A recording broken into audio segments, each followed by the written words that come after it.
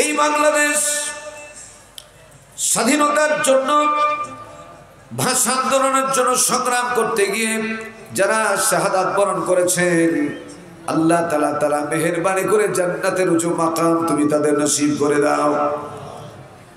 ইয়া রব करम तो अगर करे ओ बादे ज़बां को जो दिल पर असर करे।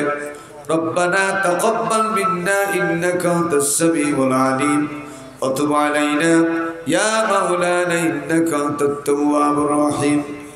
सुब्हान रब्बिका रब्बिल इज़्ज़ति अम्मा यसिफून व सलामुन अलल मुरसलीन वल्हम्दुलिल्लाहि रब्बिल आलमीन। বাংলাদেশের ঐতিহ্যবাহী জেলা ঠাকুরগাঁও,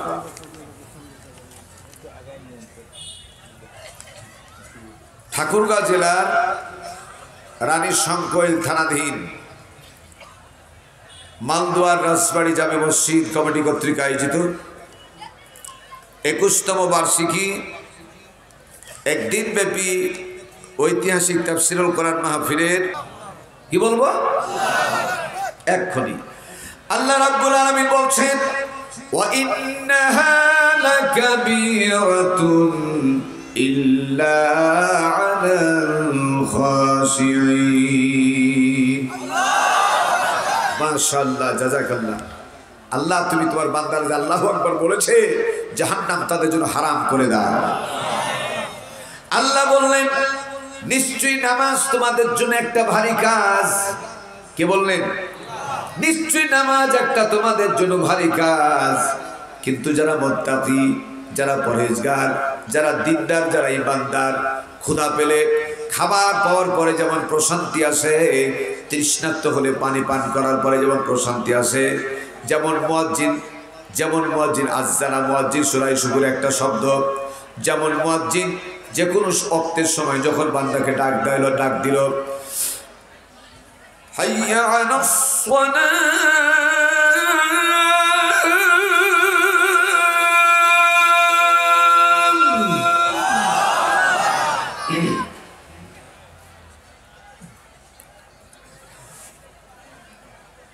হাইয়া আলাল ফালাহ,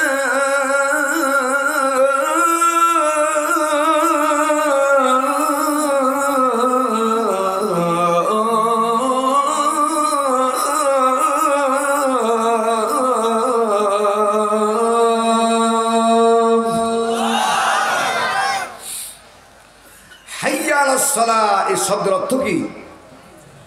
নামাজের দিকে এসো। অনেক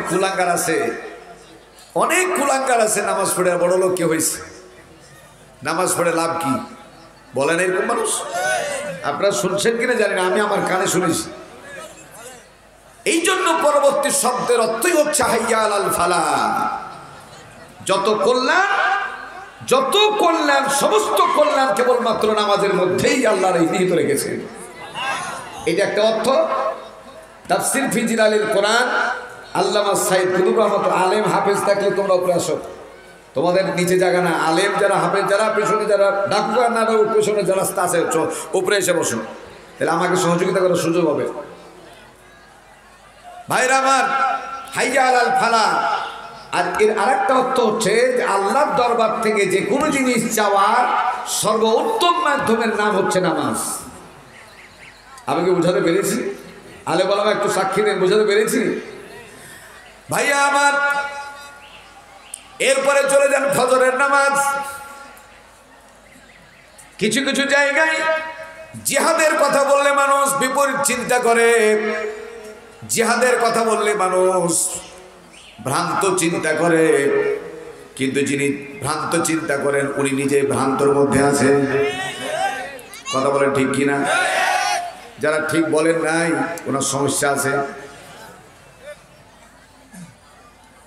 নামাজ পড়া যেমন ফরজ, রমজান মাসে রোজা রাখা যেমন ফরজ, আল্লাহ যাদের সম্পদ দিয়েছেন হজ করা যেমন ফরজ, আল্লাহর জমিনে আল্লাহর আদেশকৃত বিষয়গুলি বাস্তবায়ন করার জন্য সংগ্রাম করাটাও ফরজ করে দিয়েছেন।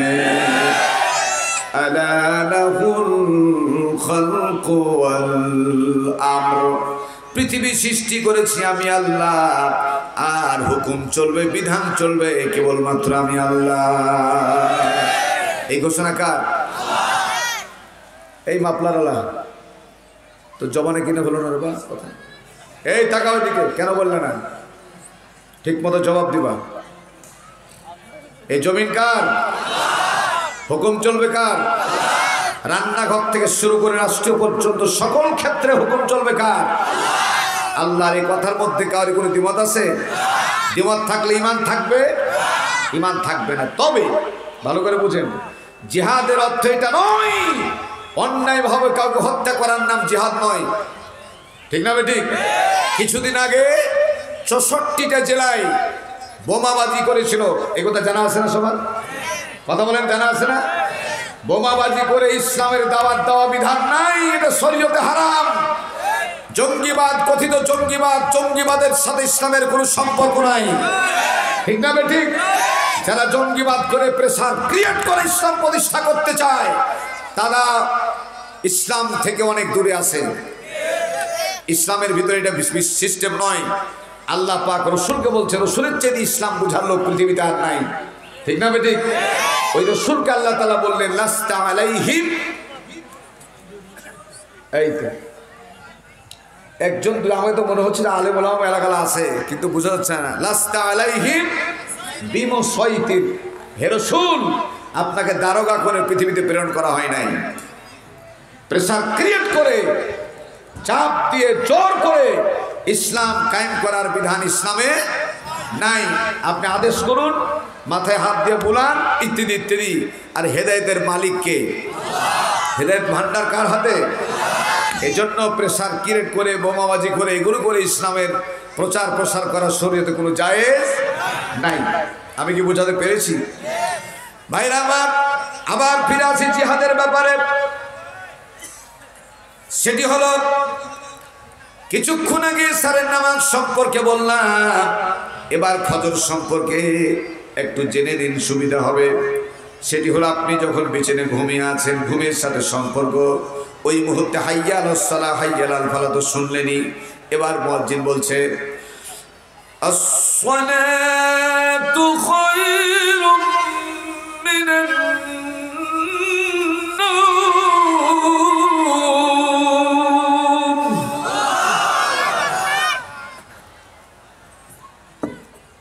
যারা ঘুমিয়ে আছো, যারা ঘুমিয়ে আছো, এই ঘুমটা তোমার স্থায়ী আরাম নয়। স্থায়ী আরাম যদি তুমি পেতে চাও, এই মুহূর্তে তুমি জিহাদ করো। কি করো? সবাই বলুন, এই মুহূর্তে জিহাদ করো। তার মানে হলো ঠান্ডা লাগছে, প্রচুর ঠান্ডা। আর বাংলাদেশের ভিতরে ঠাকুরগাঁয়ের চেয়ে ঠান্ডা কোনোদিন কোনো জেলায় নাই। এখন তো আসে নাই, সামনে আরো ঠান্ডা আসছে। এই যে মেয়র সাহেব চলে গেলেন, আরও ওনাকে নিয়ে কিছু কথা আছে আমার, উনি আসবেন কিনা জানি না। মেয়র সাহেব খাওয়া দাওয়া করে আবার আইসেন, ওই কথাগুলো আপনার সাথে দরকার আছে, জরুরি দরকার আছে। আমার এমপি মহোদয় আছেন, সাবেক এমপি মহোদয়। সেটা হলো এই রাউতনগরে, চেনেন না রাউতনগর? অজু করতে গিয়ে একজনকে বলছি গামছা নিয়ে দাঁড়াও। গামছা নিয়ে দাঁড়াও মানে অজু করে যে হাতটা তাড়াতাড়ি না মুছলে থামা যায় না। এই পরিমাণে আজ থেকে কয়েক বছর আগে ঠান্ডা। এটা এই আপনাদের ঠাকুরগাঁয়ে, বাংলাদেশে মনে হয় না আর ঠাকুরগাঁ ছাড়া এর বেশি এত ঠান্ডা কোথাও আছে। তো যাই হোক, যে কথা বলতেছিলাম, অজু করতে যদি এত ঠান্ডা হয়, তাহলে ছোট ছোট বাচ্চারা বা আপনারা বৃদ্ধ মানুষরা যখন অজু করে নামাজে মসজিদে যান, কষ্ট বেশি হয় না? হয় কি না? আল্লাহ নবী বললেন জিহাদ হলো দুই প্রকার। একটা হচ্ছে জিহাদে আকবর, বড় জিহাদ, আর একটা হলো জিহাদে আসগর, ছোট জিহাদ। ছোট জিহাদ হলো তরবারি নিয়ে দুই পক্ষ একটা ময়দানে গিয়ে জিহাদ করা, যুদ্ধ করা, সংগ্রাম করা। আমার ভাইরা, এটা জিহাদ, ছোট জিহাদ বলা হয়। কিন্তু যখন আপনি পিছনে ঘুমিয়ে আছেন আর মুয়াজ্জিন যখন আজান দিয়ে দিল, তখন ল্যাপটাকে ছেড়ে দিয়ে যখন মসজিদে যাবেন, আল্লাহ নবী বলেছেন এটা হলো জিহাদে আকবর। আকাশের নিচে, জমিনের ভিতরে এর চাইতে বড় জিহাদ আর নাই। আমি কি বুঝাতে পেরেছি? এবার একজন বলেন তো জিহাদ করা যাবে না? এটা একজন যদি বলতে পারেন, আমি চ্যালেঞ্জ ঘোষণা করছি, একজন যদি অস্বীকার করেন তাহলে বুঝতে হবে মুসলমানের অন্তর শরীর ভিতরে নাই। জিহাদ শাব্দিক অর্থগুলি বিষয়ভাবে বিশ্লেষণ করতে হবে, বুঝতে হবে। না বুঝে খালি হুমুজিক্যাল কথা বললে হবে না। সেদিন আমি মাফ করবেন, বহুবার আপনাদের বলেছি আমি, এনটিভিতে অসুবিধা হচ্ছে না, এনটিভিতে সেদিন প্রোগ্রামে আমি আলোচনা করতে গেলাম। আলোচনার আগে এই এনটিভিতে 5 জন বসা, হয়তোবা কেউ শুনছেন কোনো জায়গায়, সংক্ষেপে বলি আমি। তা আমার আগে 5 জন ব্যক্তি এনটিভিতে কথা বলার শুরু করেছেন। কর্তৃপক্ষ বলছে, স্যার সরি, আপনাদেরকে প্রোগ্রাম দেওয়া হয়েছে এটা আমাদের স্মরণে নাই। 5 জন ঢুকেছিলেন ঢাকা ইউনিভার্সিটির ডক্টর সাম্মি আক্তার রুনা, তারপরে আর একজন ইসলামিক ফাউন্ডেশনের সাবেক প্রধান ছিলেন, ডিজির দায়িত্ব পালন করেছিলেন, যার নামটা বললে অনেক সময় আমার অজু ঠিক থাকে না, শামীম আফজাল। এই বেচারি, তার চেহারায় মুসলমান, তার দাড়িতে মুসলমান, তার ভিতরে 100% একবারে মুসলমানের বিপরীত, ইহুদি কাজ করে তার ভিতরে। কথা বুঝে আসে না? কথা বুঝে আসে না? এই শামীম আফজালের বড় পরিচয় হচ্ছে পরিমনির ফের নানা উনি। যাই হোক, ইনি ছিলেন, ভালো করে শুনেন, হাইকোর্ট ঢাকার দিকে, আর বাইতুল মোকাররমের খতিব ছিলেন, আর বিএনপির একজন ব্যক্তি ছিলেন মোয়াজ্জেম হোসেন আলাল। এই 5 জন ব্যক্তি, আর যাত্রাবাড়ির সাবেক মুহতামিম মুফতি নিয়ামতুল্লাহ, আর আমরা 3 জন আলোচনা করার জন্য প্রবেশ করেছি, স্টুডিওতে প্রবেশ করেছি। সর্বপ্রথম আলোচনা শুরু করলেন, আল্লাহি পরিষ্কার করে বলছি শুনেন, জীবাতে রস থাকা পর্যন্ত পৃথিবীর কোন ব্যক্তিকে তার ভয়, তার কলিজা আমার কলিজার মধ্যে কোনোদিন থাকেনি, আসবেও না ইনশাআল্লাহ। একমাত্র শুধুমাত্র ভয় করতে হবে কাকে? আরো যারা বলুন না, কাকে? মাননীয় প্রধানমন্ত্রী নিজেই বলেছে, আমার রেকর্ড আছে আমার কাছে, মাননীয় প্রধানমন্ত্রীর রেকর্ডটা আমার পকেটে আছে, এখানে আমি শোনাইতে পারবো। উনি বলেছিলেন, কিছু তথ্য নিয়ে কথা বলেছিলাম 18 মিনিট, প্রায় আমাদের 18টা জেলার ভিতরে প্রায় এই আপনাদের এই পঞ্চগড় ছিল 3 মিনিট 54 সেকেন্ড, আর 14 মিনিট 33 সেকেন্ড কথা বলেছিলাম। আমি এই কথার মধ্যে কথাগুলো ছিল, এই কারণে বলছি আমি। ভাইরা আমার, ডক্টর সাম্মি আক্তার রুনা তিনি বললেন যে আমরা 72-এর সংবিধান অ্যামেন্ডমেন্ট করে যখন আমরা ইসলামকে এগিয়ে নিয়ে যাচ্ছি, তখন বাংলাদেশের কিছু সংখ্যক মোল্লারা, কাঠমোল্লারা, শুধু মোল্লারা বলেনি, আল্লাহি আমি যদি মিথ্যা বলি কিয়ামতে এই কাঁচি দিয়ে আমার জিভা কাটা হবে। একটি পরিষ্কার কথা শুনে যান ভাইরা আমার, তিনি বলছেন যে 72-এর সংবিধান অ্যামেন্ডমেন্ট করে দেশকে যখন আমরা এগিয়ে নিয়ে যেতে চাই, সেই সময় বাংলাদেশের মোল্লারা, কাঠমোল্লারা জিহাদ নামীয় সমস্ত আয়াতগুলোকে ইনকোড করে আমাদেরকে বাধাগ্রস্ত করে। আমার প্রথম দাবি, গোটা বিশ্বের কাছে, বাংলাদেশের কাছে জিহাদ নামীয় এই সমস্ত আয়াতগুলোকে এক্সপান্স করা হোক, উঠিয়ে দেওয়া হোক। যারা নাউজুবিল্লাহ বললেন না, তারা কি বুঝে বললেন না? না বুঝে বলেননি, জোরে বলে নাউজুবিল্লাহ। বাংলাদেশ বসবাস করার পরে, 92% মুসলমানের দেশে বসবাস করার পরে কোরআন শরীফের কোন আয়াতকে উঠিয়ে দেওয়ার মতো তোমার দুঃসাহস? রাত্রি সব সময় রাত্রি থাকে না, রাত্রির হায়াত যদি পৃথিবীর থাকে, রাতের পরে দিন আসবে। তোমাদের কথা শুনে প্রধানমন্ত্রী খুশি হবেন না, তিনি হলেন তাহাজ্জুদ গুজার, তিনি কোরআন তেলাওয়াত করে। তোমরা মনে করো এগুলি বললি না জানি প্রধানমন্ত্রী খুশি হবে? ওয়াল্লাহি তোমাদের মতো নাস্তিকদেরকে দিনের আলোতে, জেলখানায় নয়, আদালতে নয়, বিচারালয়ে নয়, জেলার প্রত্যেকটা ময়দানে, ফাঁকা ময়দানে তোমাদের জিভকে টেনে ছিঁড়ে ফেলে দেওয়া হবে।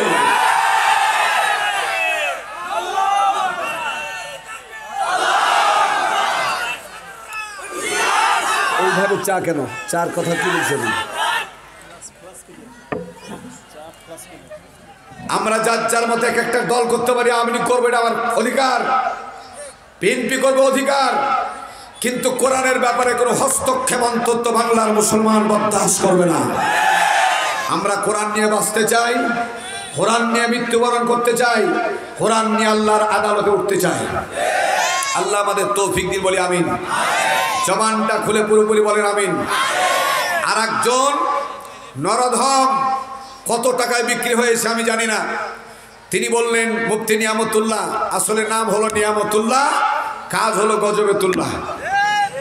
তিনি বললেন সেকেন্ড টাইম যে মোহাম্মদ নামে ব্যক্তিটি গোটা পৃথিবীর প্রেসিডেন্ট কখনো ছিলেন না। জোরে নাউজুবিল্লাহ বলবা না? এই বাম দিকের যুবকেরা জোরে বলবা না? গোটা পৃথিবীর প্রেসিডেন্ট রাসূল ছিলেন কি ছিলেন না? এই কথাতে সন্দেহ আছে? এই কথাতে সন্দেহ থাকলে ঈমান থাকবে? রাসূল ছিলেন গোটা পৃথিবীর প্রেসিডেন্ট, আর সেই সময় গোটা পৃথিবী পরিচালনার জন্য সংবিধান ছিল, তার নাম কি? মুসলমান জোরে বলো, তার নাম কি? রাসূল হলেন প্র্যাকটিক্যাল কোরআন, আর এটা হলো থিওরিক্যাল কোরআন। ঠিক না ঠিক? আলে ওলামা বলে ঠিক না ঠিক? আল্লাহ রাব্বুল আলামিনের চরিত্র সম্পর্কে 6 জন মতান্তরে 11 জন ব্যক্তি আম্মা আয়েশা সিদ্দিকা রাদিয়াল্লাহু তাআলা আনহার কাছে গেলেন আর জিজ্ঞেস করলেন, ইয়া আম্মা আয়েশা, বলুন তো রাসূলের চরিত্রটা কেমন? রাসূলের চরিত্র হযরত ওমর বলতে পারতেন, হযরত আনাস 10টি বছর খেদমত করেছেন রাসূলের চরিত্র বলতে পারতেন, হযরত আবু বকর সিদ্দিক রাদিয়াল্লাহু তাআলা আনহু বলতে পারতেন, কিন্তু কারো কাছে গেল না। প্রত্যেকটা পুরুষ যারা বিবাহিতা তাদের সবচেয়ে গুরুত্বপূর্ণ সাক্ষী হলো তার স্ত্রী। মুসলিম শরীফ ভাইরা আমার 749 নম্বর হাদিস, আল্লাহর নবী বলেছেন, কোন স্বামী যদি মারা যায়, কোন স্বামীর মারা গেলে তার স্ত্রী যদি বলে আমার স্বামী একজন ভালো মানুষ ছিলেন, আমার স্বামীর বিরুদ্ধে আমার কোনো কমপ্লেন নাই, আমার স্বামীর বিরুদ্ধে আমার কোনো নালিশ নাই, প্ররোচনায় না পড়ে সজ্ঞানে সদিচ্ছায় সঠিক সিদ্ধান্তে যদি কথা বলে থাকে, আল্লাহ নবী বলেছেন স্ত্রীর সাক্ষীটা স্বামীর জন্য জান্নাতে যাওয়া যথেষ্ট হয়ে যাবে। আমি কি বোঝাতে পেরেছি? তাহলে স্ত্রীর সাক্ষী দরকার আছে না নাই? স্ত্রীর সাক্ষী দরকার আছে না নাই? তা আপনারা স্ত্রীর সাথে যেভাবে ব্যবহার করেন তাতে এরকম সাক্ষী পাবেন তো? মনে হয় না পাবেন কিছু, কিন্তু সবাইকে স্ত্রীর সাথে ভালো আচরণ করতে হবে। রাসূল ভালো আচরণ করেছেন, ঠিক না? আম্মা আয়েশা রুটির কথা বললে একটু দেরি হলো, চট করে রাসূল গেলেন, মনটা খারাপ নাকি, শরীর খারাপ নাকি, একটু হাসি মজা করে চেপে ধরলেন, এভাবে দেখলেন যে এভাবে হাতটা ধরে শরীরে জ্বর, রাসূল দেখলেন শরীরে জ্বর, মাথায় হাত দিলেন, সাথে সাথে বললেন, আয়েশা তুমি বলো নাই কেন তোমার শরীরে জ্বর? তুমি আগুনের গোড়ায় বসলে, নিকটে বসলে তোমার কষ্ট বাড়বে, দূরের থেকে তুমি রুটিটা এরকম করে কিভাবে বসবেন? এটা রুটিটা বেলে দাও বা বড় করে দাও না কি? আরে থাপড়ে থুপড়ে বড় করা যায়, বলেন না কেন কথা না? রুটিটা বলে দাও, এমপি মহোদয় বললেন রুটিটা বলে দাও, আর আমি আগুনের চুলার কাছে বসে থেকে রুটি শিখি। সুবহানাল্লাহ বলবেন না? রাসূলের আদর্শ দেখছেন? হে আয়েশা, আগুনের গোড়ায় গেলে তুমি কষ্ট পাবে, এই কাজ করো না, আমি আগুনের গোড়ায় বসে থেকে রুটি শিখতেছি। এই জন্য আল্লাহ কোরআনে বললেন, হুন্না লিবাসুল লাকুম ওয়া আনতুম লিবাসুল লাহুম। একটা স্ত্রী হচ্ছে স্বামীর লেবাস, স্বামী হচ্ছে স্ত্রীর লেবাস। লেবাস মানে পোশাক। আমার ভাইয়েরা, আমার বাবাজিরা, আল্লাহর নবীর চরিত্র সম্পর্কে অন্য কারোর কাছে জানতে গেল না, যেহেতু লেবাসের সাথে তুলনা করা হয়েছে। আম্মা আয়েশাকে গিয়া বললেন, সাহাবীরা বললেন, ইয়া রাসূলুল্লাহ, ইয়া আম্মা আয়েশা, আপনি রাসূলের চরিত্রটা সম্পর্কে আমাদেরকে শোনান। আম্মা আয়েশা তৎক্ষণাৎ জবাব দিলেন, রাসূলের চরিত্র সম্পর্কে যারা আমার কাছে জানতে এসেছ, তোমরা কখনো কোনোদিন কোরআন দেখেছো কিনা? কিসের কথা বললেন? তোমরা কি কোরআন দেখেছো? তারা বললো, হ্যাঁ আমরা কোরআন দেখেছি। আবার রিপ্লাই করলেন, তোমরা কি কোরআন পড়েছো না? হ্যাঁ আমরা কোরআন পড়েছি। আম্মা আয়েশা বললেন, তোমরা যদি কোরআন দেখি থাকো, পড়ে থাকো, রাসূলের চরিত্র সম্পর্কে আমার কাছে কেন জানতে আসলে? আজকে থেকে পরিষ্কার জেনে নাও, বুঝে নাও যে কোরআন তোমরা পড়েছো এটা হলো থিওরিক্যাল কোরআন। তোমরা যদি প্র্যাকটিক্যাল কোরআন দেখতে চাও, তোমরা যদি চলাফেরা কোরআন দেখতে চাও, তোমরা যদি কথা বলা কোরআন দেখতে চাও, আল্লাহ নবী মুহাম্মদুর রাসূলুল্লাহ সাল্লাল্লাহু আলাইহি ওয়াসাল্লামের দিকে তাকিয়ে দেখো, এটা হলো জীবিত কোরআন। এই কোরআন আর রাসূলের চরিত্রের মধ্যে একটা জের জবর পর্যন্ত কোনো পার্থক্য নাই। সুবহানাল্লাহ বলবেন না? জোরে সুবহানাল্লাহ বলবেন না? আমার ভাইরা, আমার বাবাজিরা, এই জন্য রাসূল আকরাম সাল্লাল্লাহু আলাইহি ওয়াসাল্লাম যা ভালোবেসেছেন আর আমাদেরকে ভালোবাসতে বলেছেন, তিনটা জিনিস আমি ভালোবাসি। এক নম্বর হলো নামাজ, অবশ্যই আমাদেরকে নামাজ ভালোবাসতে হবে, ঠিক কিনা? দুই নম্বর হলো সুগন্ধি, অবশ্যই সুগন্ধি ভালোবাসা লাগবে, ঠিক না বেঠিক? কিন্তু মদের আড্ডায়, জুয়ার আড্ডায় গেলে কিন্তু সুগন্ধি পাওয়া যাবে না, ওইগুলো অন্য জায়গা, সুগন্ধির জায়গা সুগন্ধি হিসাবে রাখতে হবে। তিন নম্বর হলো রাসূল বললেন, আমি স্ত্রীদেরকে ভালোবাসি, অতএব তোমরা যারা আমার উম্মত হবা, কিয়ামত পর্যন্ত আমাকে নবী হিসেবে যারা মানবা, এই তিনটা জিনিসের আমল তোমাদের করা লাগবে, স্ত্রীদেরকে ভালোবাসা লাগবে। জোরে বলুন ঠিক কিনা? আমার ভাইয়েরা, নামাজের কথা প্রথম বললেন, কারণ কি? বিরক্ত হচ্ছেন?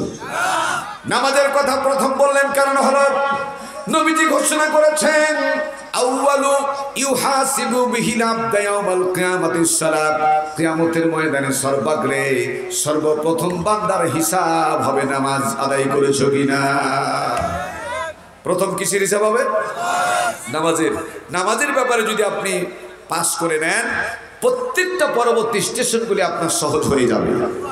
কিন্তু যদি নামাজের ব্যাপারে আটকা পড়ে যান, বাকি যতটা আসবে ততটা পর্যায়ক্রমে বা রুটেশন তত কঠিন হয়ে যাবে।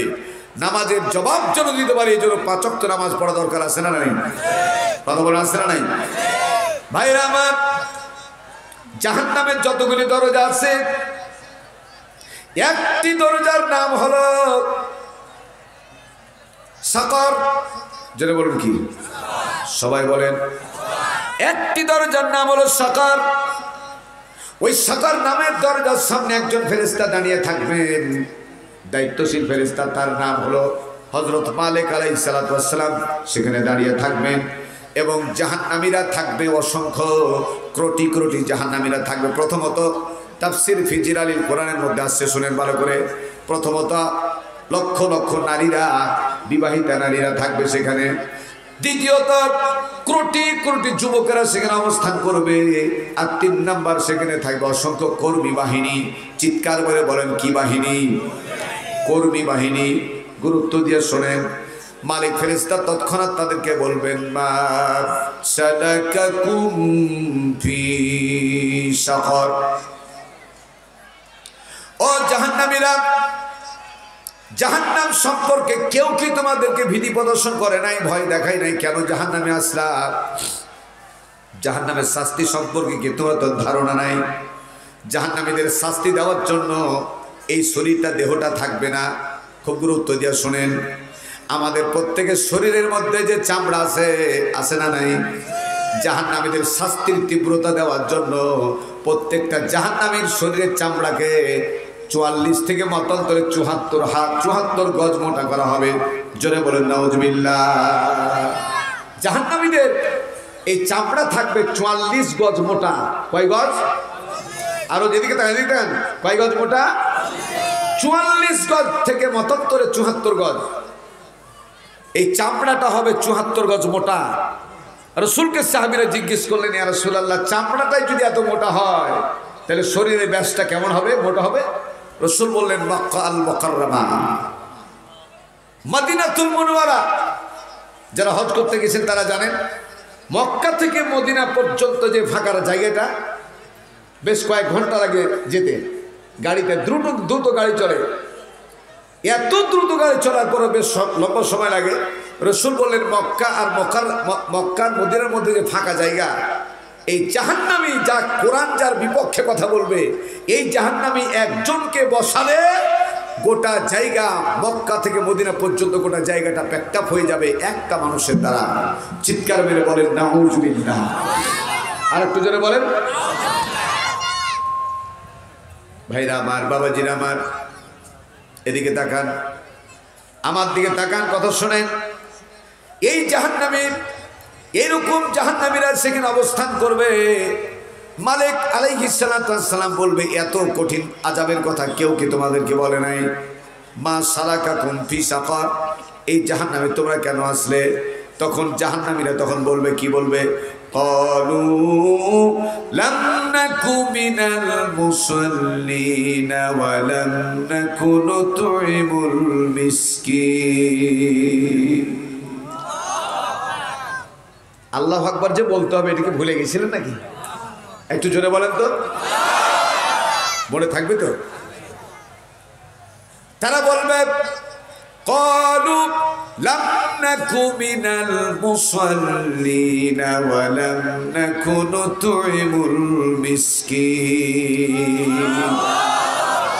আমরা যে যে কারণে, যে অপরাধের কারণে আজকে জাহান্নামে যাচ্ছি বা যেতে হচ্ছে, তার প্রথম কারণ ছিল ক্বালু, তারা বলবে লাম নাকু মিনাল মুসাল্লিন, আল্লাহর জমিনে আমরা নামাজি ছিলাম না। কি ছিলাম না? আর একটু জোরে বলেন, নামাজি ছিলাম না। 2 নাম্বার হলো ওয়া লাম নাকু নুতইমুল মিসকিন, আমাদের অ্যাবিলিটি আল্লাহ দিয়েছিলেন, ধন দৌলত দিয়েছিলেন, টাকা পয়সা দিয়েছিলেন, সম্পদ দিয়েছিলেন। সকালবেলা খাবারগুলাকে দুর্গন্ধ হয়ে যাওয়ার কারণে ফেলে দিয়েছিলাম, কুকুর পর্যন্ত খায় নাই। তারপরে এত সম্পদ থাকার কারণেও পরেও আমরা মিসকিনদের হক আদায় করি না, এতিমদের হক আদায় করি নাই। কথা কি পরিষ্কার বোঝা যায় না? এই জন্য আমার ভাইয়েরা, এটার ব্যাখ্যাতে রাসূল বলেছেন, কিয়ামতের ময়দানে ডাইরেক্ট আমার আল্লাহ তাআলা জিজ্ঞেস করবেন, ও হাসরবাসীরা, আমি ক্ষুধার্ত ছিলাম, কেন খাবার দাও নাই? আমি তৃষ্ণার্ত ছিলাম, পানি থাকার পরও কেন আমাকে পানি পান করতে দাও নাই? বস্ত্রহীন ছিলাম, আমার শরীরের বস্ত্র ছিল না, কেন আমাকে বস্ত্র দাও নাই? সেদিন কিয়ামতের ময়দানে হাসরবাসীরা বলবে, রব্বুল আলামিন, আপনি যদি খানা খেতেন, আপনাকে সবচেয়ে উন্নত মানের খানাটা আপনার জন্য বরাদ্দ করতাম, আপনি তো খান না, আপনি তো পোশাক পরেন না, আপনি তো পানি পান করেন না। আল্লাহর পক্ষ থেকে তখন ঘোষণা আসবে, ওয়ালা ইয়াহুদ্দু আলা তুআমিল মিসকিন। তোমার প্রতিবেশী কোনো মিসকিনকে তুমি দেখো নাই? কোনো এতিম মাদ্রাসা ছিল না? মিসকিন এতিম এদের মাদ্রাসা ছিল না, দেখো নাই? আল্লাহ রাব্বুল আলামিন বোঝাতে চাইলেন, কোন ব্যক্তি যদি একজন মিসকিনকে, এতিমকে যদি খাবার দিল, সে মিসকিনকে খাবার দিল না, স্বয়ং আমি আল্লাহ রাব্বুল আলামিনকে খাবার দিল। জেনে বলেন সুবহানাল্লাহ। কোন একজন এতিমকে যদি বস্ত্র দিল, আমি আল্লাহ তাআলাকে বস্ত্র দিল। কোন এতিমকে যদি পানি পান করালো, আমি আল্লাহ তাআলাকে পানি পান করালো। ভাইরা আমার, আল্লাহ তাআলা বলছেন, যারা এতিমকে খাওয়ালো, এতিমকে পানি পান করালো, এতিমকে যারা বস্ত্র দান করলো, আল্লাহু ওয়াদাল্লাহি হাক্কা, আমার ওয়াদা সত্য, আমি আল্লাহ তাদেরকে পানি পান করাবো, জান্নাতি পানি, জান্নাতি খাবার, জান্নাতের নিয়ামত তাদের জন্য বরাদ্দ করে দিলাম। চিৎকার মেরে বলেন সুবহানাল্লাহ। আমার ভাইয়েরা, 3 শ্রেণীর মানুষ, এই 3 শ্রেণীর মানুষকে আল্লাহ তাআলা ডাক দিবেন আর বলবেন,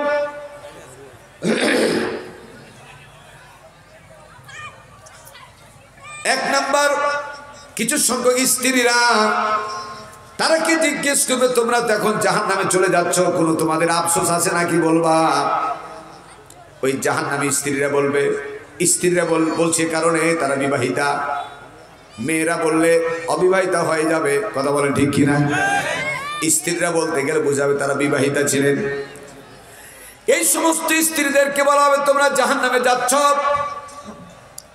তোমরা কি কিছু বলবা, বলার কিছু মনে করতেছো নাকি? এই স্ত্রীদের ভিতর থেকে তারা বলবে, রব্বুল আলামিন, একটা মুহূর্তের জন্য হলেও আমার স্বামীকে একটু আমি দেখতে চাই, আপনার সামনে হাজির করুন। আল্লাহ তাআলা ওই স্ত্রীর সামনে স্বামীকে হাজির করা কি কঠিন হবে নাকি? জোরে কথা বলেন, কঠিন হবে নাকি? স্বামীকে তার সামনে হাজির করা হবে, স্ত্রীটাকে জিজ্ঞেস করা হবে এটা কি তোমার স্বামী? না তো হ্যাঁ এটা আমার স্বামী। কি বলবা বলো? না তো রব্বুল আলামিন আমার স্বামী অত্যন্ত কড়া মেজাজের ছিলেন। কি মেজাজের? সবাই জবাব না দিলে কথা বলবো না। কি মেজাজের? আমার স্বামী অত্যন্ত মেজাজি ছিলেন, কড়া মানুষ ছিলেন। যে কোনো জিনিস যখন চাইতেন এতটুকু যদি দেরি হয়ে যেত চালায় ফেলে দিতেন, আমাকে গালিগালাজ করতেন। এমনকি ছোটখাটো ভুলের কারণে এই স্বামী আমাকে কি বলে তালাক দেওয়ার মতো শক্ত ভাষা প্রয়োগ করতেন। রব্বুল আলামিন আমি খুব ভয়ে ভয়ে থাকতাম। যখনই আমাকে ডাকতো কণ্ঠ পাওয়ার পরে হাঁটতে হাঁটতে যেতাম না, দৌড়ায়া যেতাম। কিন্তু আমার আফসোস হলো আমার এই স্বামী যদি বলতেন স্ত্রী রে নামাজ না পড়লে তোমার হাতের খাবো না, নামাজ না পড়লে তোমার হাতের খাবো না, নামাজ না পড়লে তোমাকে পিছনে শুইতে দেব না। দিস ইজ ফাইনাল ডিসিশন, চূড়ান্ত ফয়সালা হলো নামাজ না পড়লে তোমাকে আমি ভাত দেব না, তার মানে তালাক দিয়ে দেব।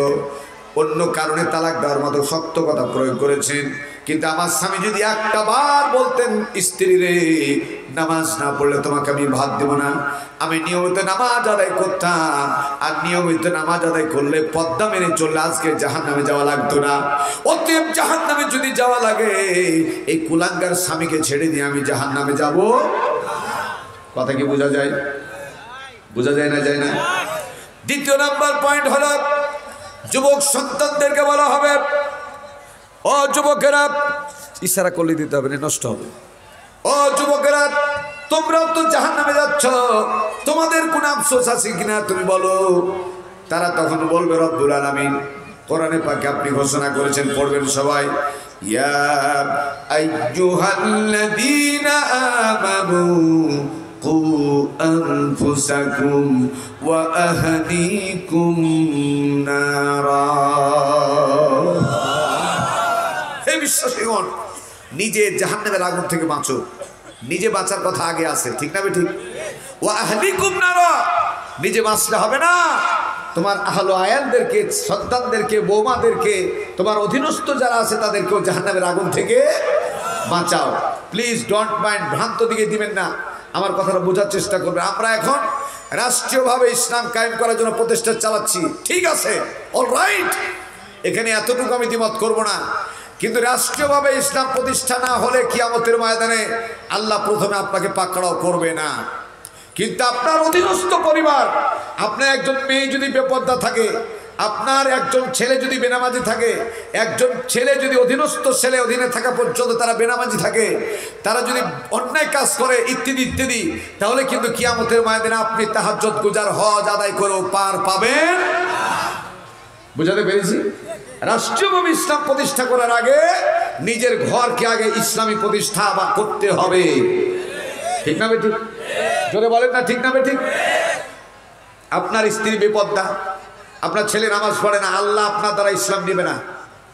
আর একটি কথা বলি, গোটা পৃথিবীর মানুষ ইসলাম প্রতিষ্ঠার জন্য যদি উঠে পড়ে লাগেন, ইসলাম প্রতিষ্ঠা হয়ে গেল, তাতে করে আল্লাহ শানের 1 ইঞ্চি পরিমাণ কোনো উন্নতি হবে না। যেটা ছিলেন তেমনই থাকবেন, এতে কোনো পরিবর্তন হবে না। পৃথিবীর সমগ্র কিছু সব সেজদা ছেড়ে দিল, আল্লাহকে বিশ্বাসী করলো না, মানলো না, ইত্যাদি ইত্যাদি, আল্লাহ শানের 1 চুল পরিমাণ কোনো কমতি হবে না। ক্ষয়ক্ষতি হবে আমাদের, লাভ হলো হয় আমাদের হবে, ক্ষতি হলো আমাদের হবে, ঠিক না ঠিক? আমার ভাইয়েরা,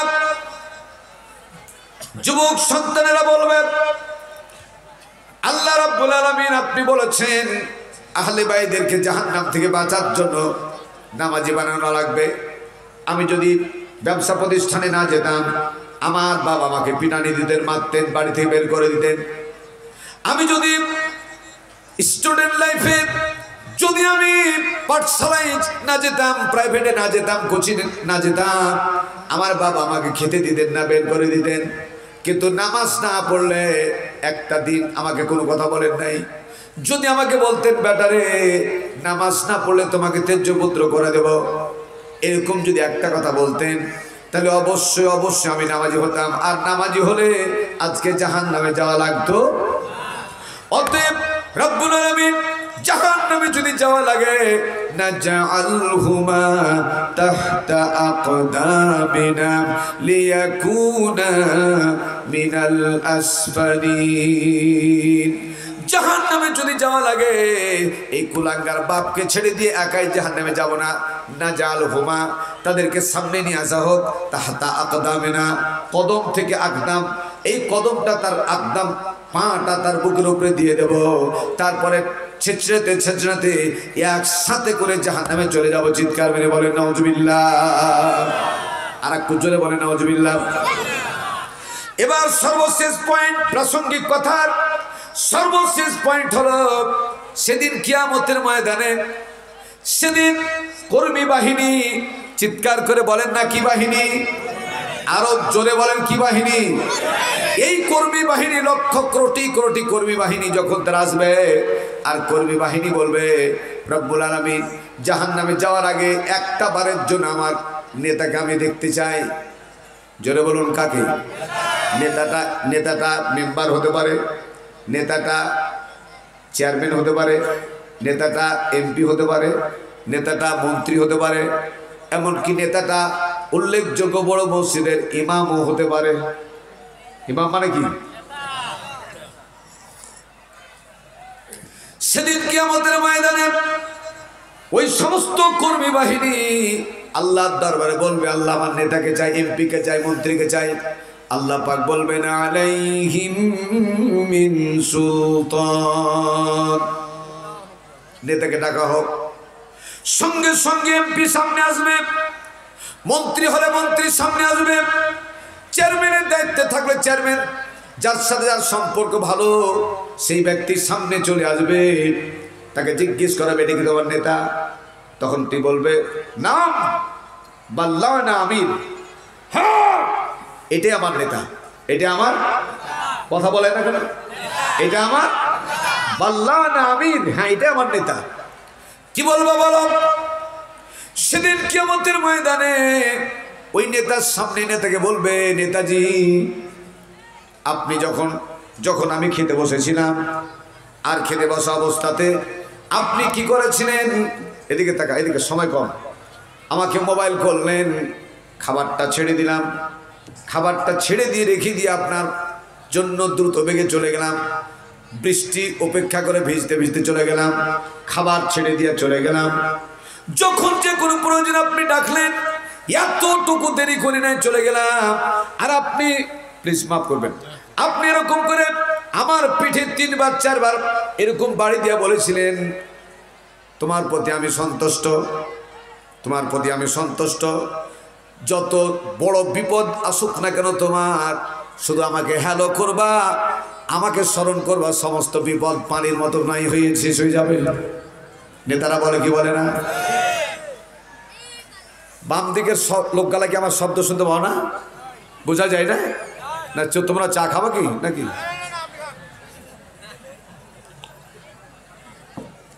আমার ভাইয়েরা, সেদিন নেতাদের সামনে, নেতার সামনে কর্মী বাহিনী বলবে, আপনি আমাকে বলেছিলেন আজকে শুধু বিপদে পড়ি নাই, মহা বিপদে পড়েছি, ঠিক কিনা? আরো চিৎকার মেরে বলেন ঠিক কিনা? মহা বিপদে পড়েছি, আপনি আজকে আমাদেরকে বাঁচান। সেদিন কিয়ামতের ময়দানে ওই নেতা বলবে, তোমাদের জানা ছিল, তোমাদের বোঝা উচিত ছিল, আমার কথাতে কোরআন ছিল না। ভালো করে মনে রাখেন, আমার চলাফেরায় কোরআন ছিল না, আমার জবানে কোরআন ছিল না, আমার চেহারায় কোরআন ছিল না, আমার পোশাকে কোরআন ছিল না, আমার মাথাতে কোরআন ছিল না, আমার পরিবারে কোরআন ছিল না। এর দ্বারা প্রতীয়মান হয়ে গেল যে কোরআনওয়ালা নেতা দুনিয়াতে আছে না নাই? মুসলমান যদি হও চিৎকার করে বলো আছে না নাই? আল্লাহ রাব্বুল আলামিন সবই পরিষ্কার করে বলে দিয়েছেন, ওপেন সিক্রেট, এতটুকু কোনো বাকি রাখে নাই। তাকান এদিকে, মসজিদের নেতা বানাবা, মসজিদের নেতা বানাবা কেমন তাও আছে, সমাজের নেতা বানাবা কোরআনে একটা আছে না নাই? জোরে বলেন না আছে না নাই? গত গত মাসের 2 তারিখে আর 8 তারিখে 2টা প্রোগ্রাম করেছিলাম কুষ্টিয়া। আমার বাম দিকে বসা দেখলাম একটা নাম হলো রোজিনা। নাম কি বুঝেছেন তো? রোজিনা বসা, কত বেহায়া, মুখে আবার টকটকে করে লিপস্টিক দেওয়া আছে।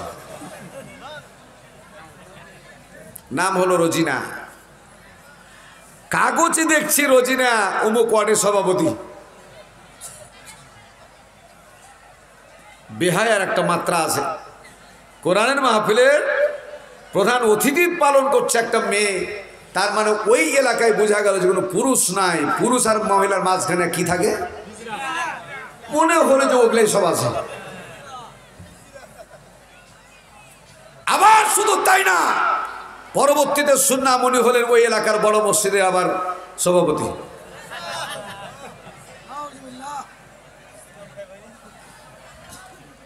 কিয়ামত আসবে, কিন্তু এত তাড়াতাড়ি এভাবে চলে আসবে বুঝতে পারছি না। কথা বলছেন কেন? আশেপাশে আওয়াজ কেন? চুপ করুন সবাই। আমার ভাইয়েরা, তাহলে একজন নেতা কেমন নেতা বানাবেন? আল্লাহ তাআলা কোরআনে বলেছেন না বলেন নাই? সূরা আল ইমরান। কোন সূরা? আরো জোরে। সূরা আল ইমরান 28 নম্বর আয়াত। কয় নম্বর আয়াত? যারা পারবেন একটু আমাকে সহযোগিতা করুন। আল্লাহ তাআলা বললেন, লা ইয়াত্তাখিযিল মুমিনুনাল কাফিরিনা আউলিয়া মিন দুনিল মুমিনিন ওয়া মান ইয়াফআল যালিকা ফালাইসা মিনাল্লাহি ফি শাইইন إلا أن تتقوا منهم تقاتا ويحذركم الله نفسه وإلى الله المصير। এই ঘোষণাকার কোন সূরা? কয় নাম্বার আয়াত? লিখে নাও, ভালো করে দেখিও বাড়িতে। লা প্রথমে ব্যবহার করলেন লায়ে তাকিদ, লামে তাকিদ। একটা হলো লাম জবর লা, আর একটা হলো লাম আলিফ জবর লা। আলেম ওলামা বলো না, এই লামটা কি বলা হয়? লামে তাকিদ আও লামে নাহি। দাঁড়াও আজাগা বেঁচে হুড়াহুড়ি করে না, ভালো জায়গা মতো করবা। লামে নাহি ব্যবহার করলেন। কখনো না, কোন অবস্থাতে না। একজন মুমিন, যদি তুমি মুমিন দাবি করো সমাজে, একজন মুমিন ওই সমাজের আর একজন মুমিন ছাড়া, মুত্তাকি ছাড়া, দিনদার ছাড়া, ইমানদার ছাড়া নেতা বানাবা না। এই কথাকার পুরুষের মতো জোরে বলেন কথাকার। যদি তোমরা কোনো সুদখোরকে নেতা বানাও, কোনো ঘুষখোরকে নেতা বানাও, জেনাখোরকে নেতা বানাও, বেনামাজিকে নেতা বানাও, ইসলামের অনৈতিক কাজ করে এরকম ব্যক্তিকে নেতা বানাও, এইরকম ব্যক্তিকে যদি তোমরা নেতা বানাও, ওয়া মান ইয়াফআল যালিকা ফালাইসা মিনাল্লাহি ফি শাইইন, তার পানিশমেন্ট হিসেবে রইল কিয়ামতের ময়দানে আমি আল্লাহর সাথে তোমাদের কোনো সম্পর্ক থাকবে না। আমরা কি নেতা চাই না আল্লাহকে চাই? জোরে বলো। আমরা আল্লাহকে চাই। আল্লাহ তোমাকে যেন পেতে পারি এই তৌফিক তুমি দান করো, বলেন আমিন। শেষ নাম্বার পয়েন্ট হলো, আল্লাহ নবী বললেন, ওই যে খাবারের কথা বলছিলাম, একটা ছোট্ট পয়েন্ট, আসলে না বললে নয়, বিরক্ত হচ্ছেন নাকি? রাসূল বললেন, যদি তুমি একটু গোশত রান্না করো, কি রান্না করো?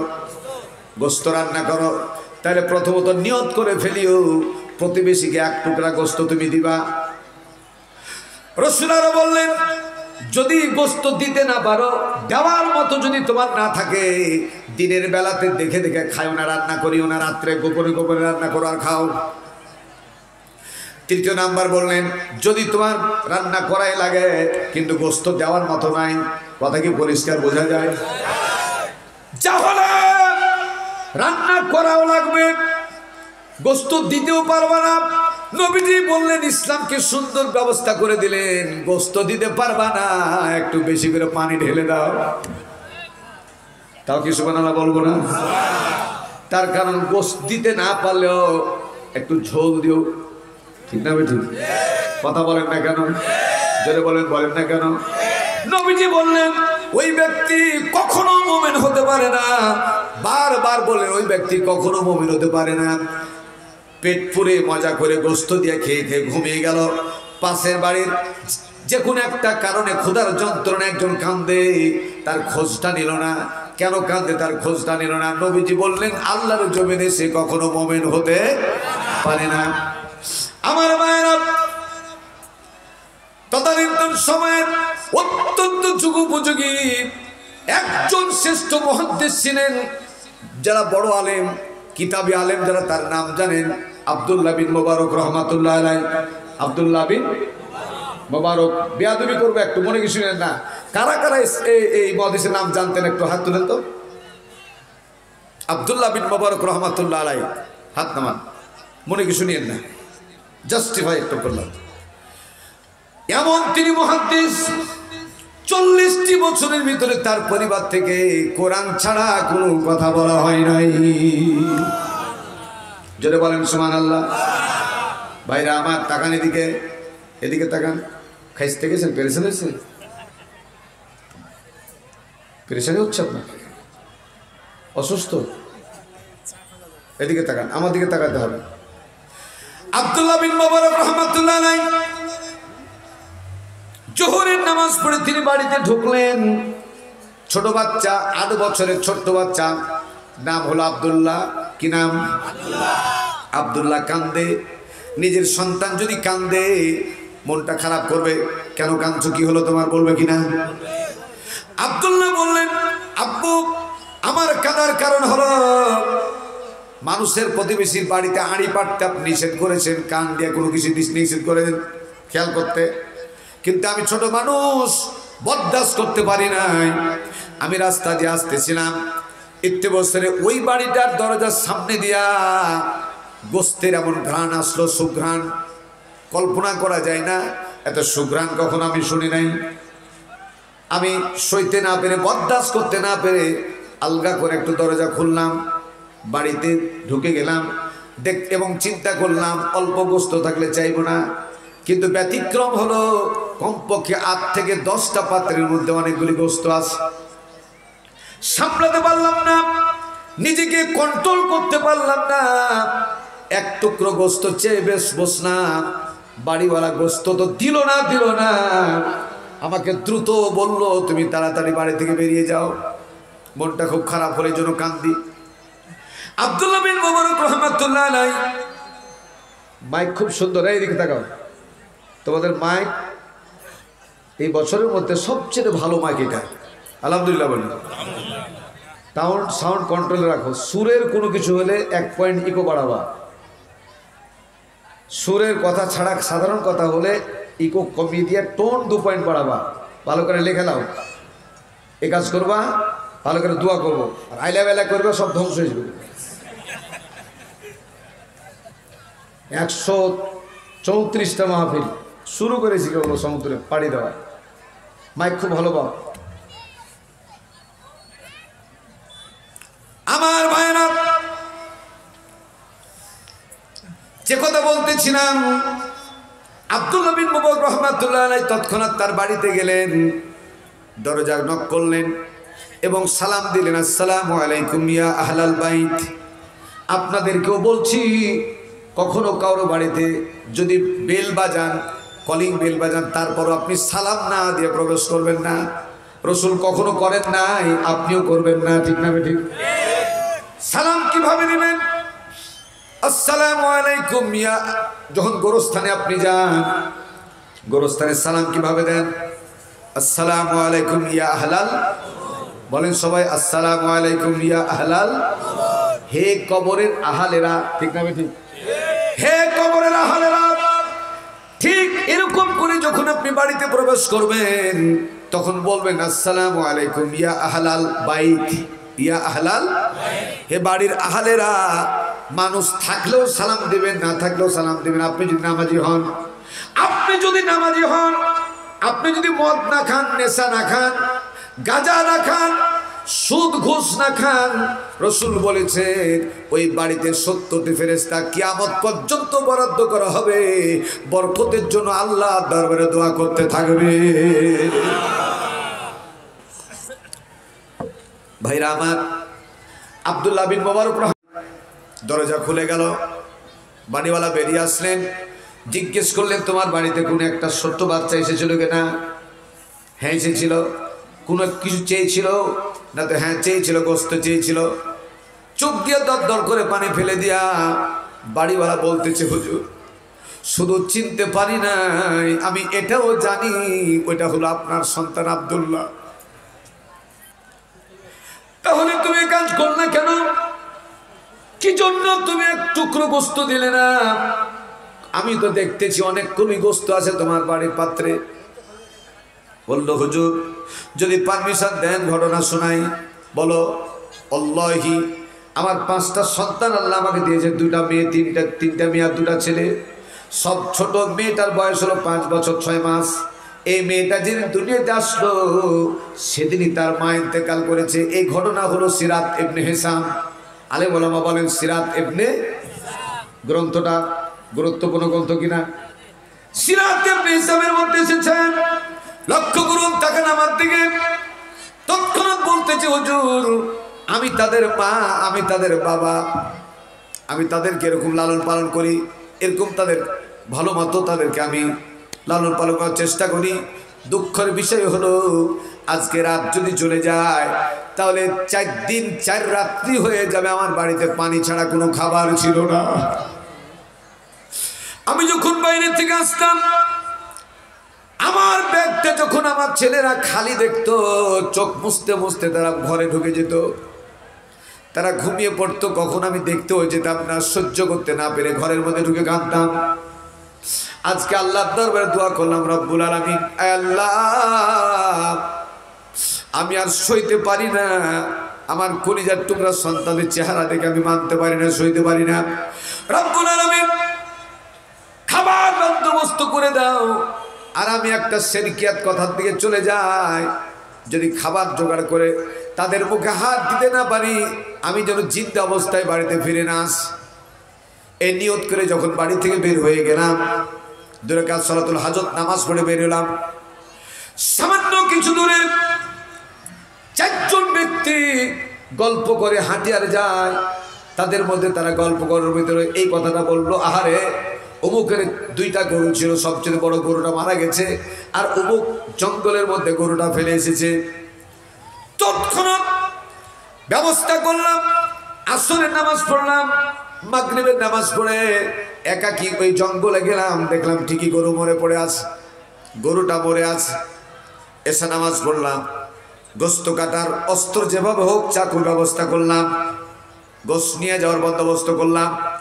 2 থেকে 4 ব্যাগ গোস্ত নিয়ে বাড়িতে যাওয়ার সময় আল্লাহর দরবারে 2 রাকাত নামাজ পড়ে শুকর আদায় করে বললাম আল্লাহ রব্বুল আলামিন, তোমার নবীর বর্ণনায় শুনেছি, নবীকে তো দেখি নাই, নবীর বর্ণনায় শুনেছি কোন ব্যক্তি যদি নদী দিয়ে বন্যার পানিতে ভেসে যায়, 1 দিন 2 দিন 3 দিন 4 দিন পার হয়ে গেল, কোনো খাবার নাই। রসুল বলেছেন একটা মরা শুকুর ভেসে যাচ্ছে, একটা মরা শুকুর ভেসে যাচ্ছে, জিন্দা তো দূরের কথা, একটা মরা শুকুর ভেসে যায়। নবীজি বললেন তোমার জীবন বাঁচার তাগিদে রুচি যদি হয় তাহলে 2-1 টুকরা শুকুর, মরা শুকুরের গোস্ত কামড়ায় খেতে পারবা, পেট ভর্তি করে না, জীবন বাঁচার তাগিদে এটা পারবা। এই কথাটা মনে পড়ে যাওয়ার কারণে মরা গরুর গোস্তগুলাকে কেটে নিয়ে আসলাম, আর 2 রাকাত নামাজ পড়ে আল্লাহর দরবারে ফরিয়াদ করলো, আল্লাহ কখন মরেছে গরু জানি না, গোস্ত দুর্গন্ধ হয়ে গেছে কি জানি না, আল্লাহ এই গোস্তের ভিতরে যা যথেষ্ট পরিমাণে সুগন্ধি আল্লাহ তুমি দান করে দাও। সঙ্গে সঙ্গে বাড়ি থেকে মসজিদ থেকে বেরিয়ে রাত্রি হয়ে গেছে, বাড়িতে আসলাম, গোস্তগুলি রান্না করে সমস্ত ছেলেরা এই মাথায় দিকে একটা পায়ে দিকে এরকম করে শুয়ে আছে, মাথায় তাদের হাত বোলায়া সুন্দর করে তাদেরকে জাগায়া গোস্তের টুকরা থালি যখন তাদের সামনে দিলাম, তাদের আনন্দ কি আমি বুঝাতে পারবো না। আনন্দে আনন্দে পেট পুরে তারা গোস্ত খেলো।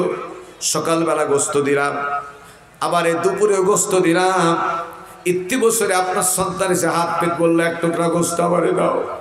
হুজুর, এই গোস্ত ইতিহাস কোথা থেকে আসলো, গোস্ত কোথা থেকে পেলাম, এটা পৃথিবীর একটা মানুষও জানে না, কিন্তু জানেন কে? ইচ্ছা করে জেনে শুনে মরা গরুর গোস্ত আপনার সন্তানকে আমি দিতে পারলাম না। এতে যদি ভুল হয় আমাকে মাফ করে দেন।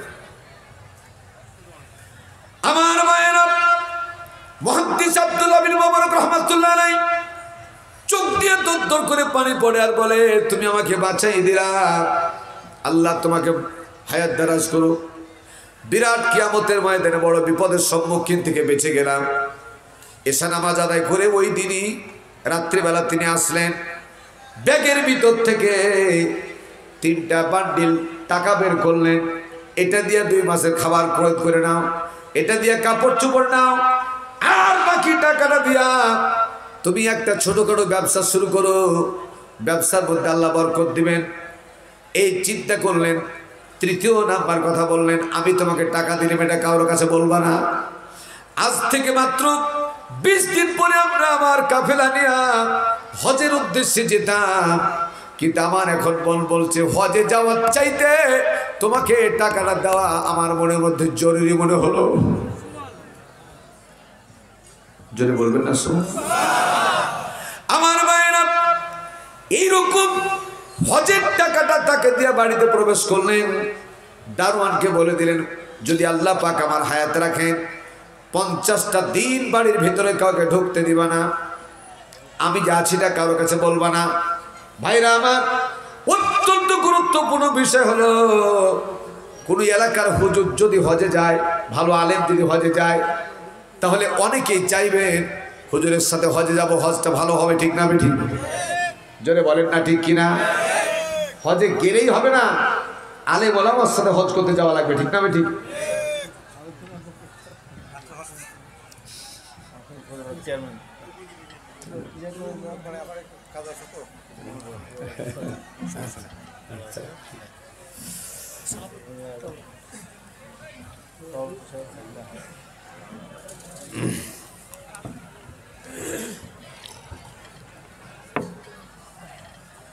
কষ্ট হচ্ছে আপনাদের? আমার ভাইরা, আর 10টা মিনিট পরে আমার পঠিত আয়াতের দিকে আমি এগিয়ে যাবো ইনশাআল্লাহ। বলেন ইনশাআল্লাহ। আমি যে কথা বলতেছিলাম, এলাকার কোনো বড় আলেম যদি হজে যান, যারা আগামী বছর যেতেন ওনারাও ইচ্ছা করবেন এবার যাবো হুজুরের সাথে ভালো করে হজ করবো। ঠিক না? ঠিক। হজে মাসলা দরকার আছে না নাই? টাকা থাকলে হজ করা যায় না, আল্লাহর কবুলিয়াত থাকা লাগলে মাসলা মাস জানা লাগে। কিন্তু 19 জন থেকে 20 জন ব্যক্তি হুজুরের সাথে হজ করে যাওয়ার নিয়ত করেছেন, কিন্তু 50 দিন হুজুর লুকিয়ে আছে। ওরা ভাবছে হুজুর হজে চলে গেছে আমাদেরকে ছেড়ে। আমার ভাইরা, ওরা হজ করতে গেলেন।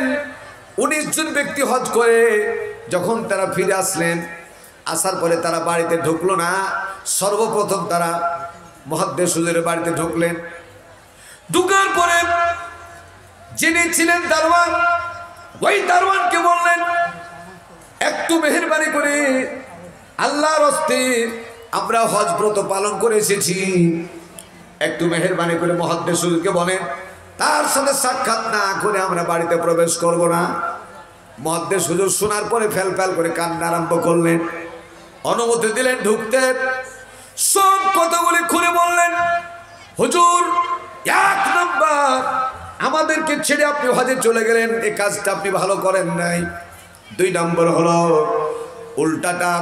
কিন্তু হজের ময়দানে যখন গেলাম, যেখানে লেখা আছে তাওয়াফ স্টার্ট, এরকম একটা সবুজ রঙের লাইট দিয়ে লেখা, ওখানে যেমন আমরা দাঁড়িয়েছি, আমরা দেখলাম আপনি সর্ব আগ্রে দাঁড়িয়ে আছেন।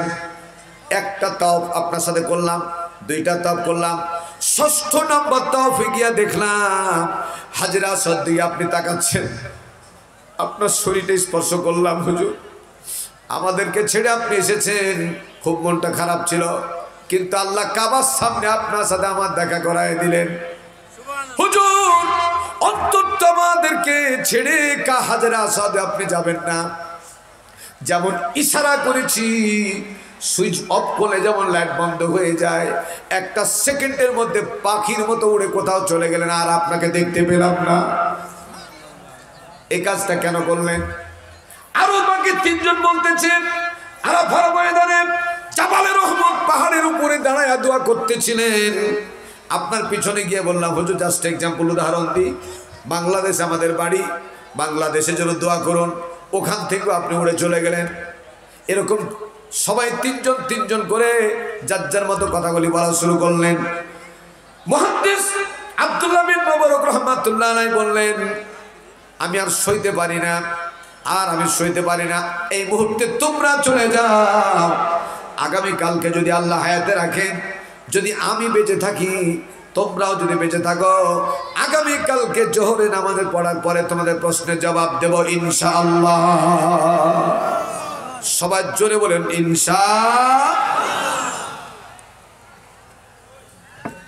আগামী কালকে জোহর পড়ে তারা আসবে, আর আব্দুল্লাহ বিন মুবারক রহমতুল্লাহ তাদের প্রশ্নের জবাব দিবেন ইনশাআল্লাহ।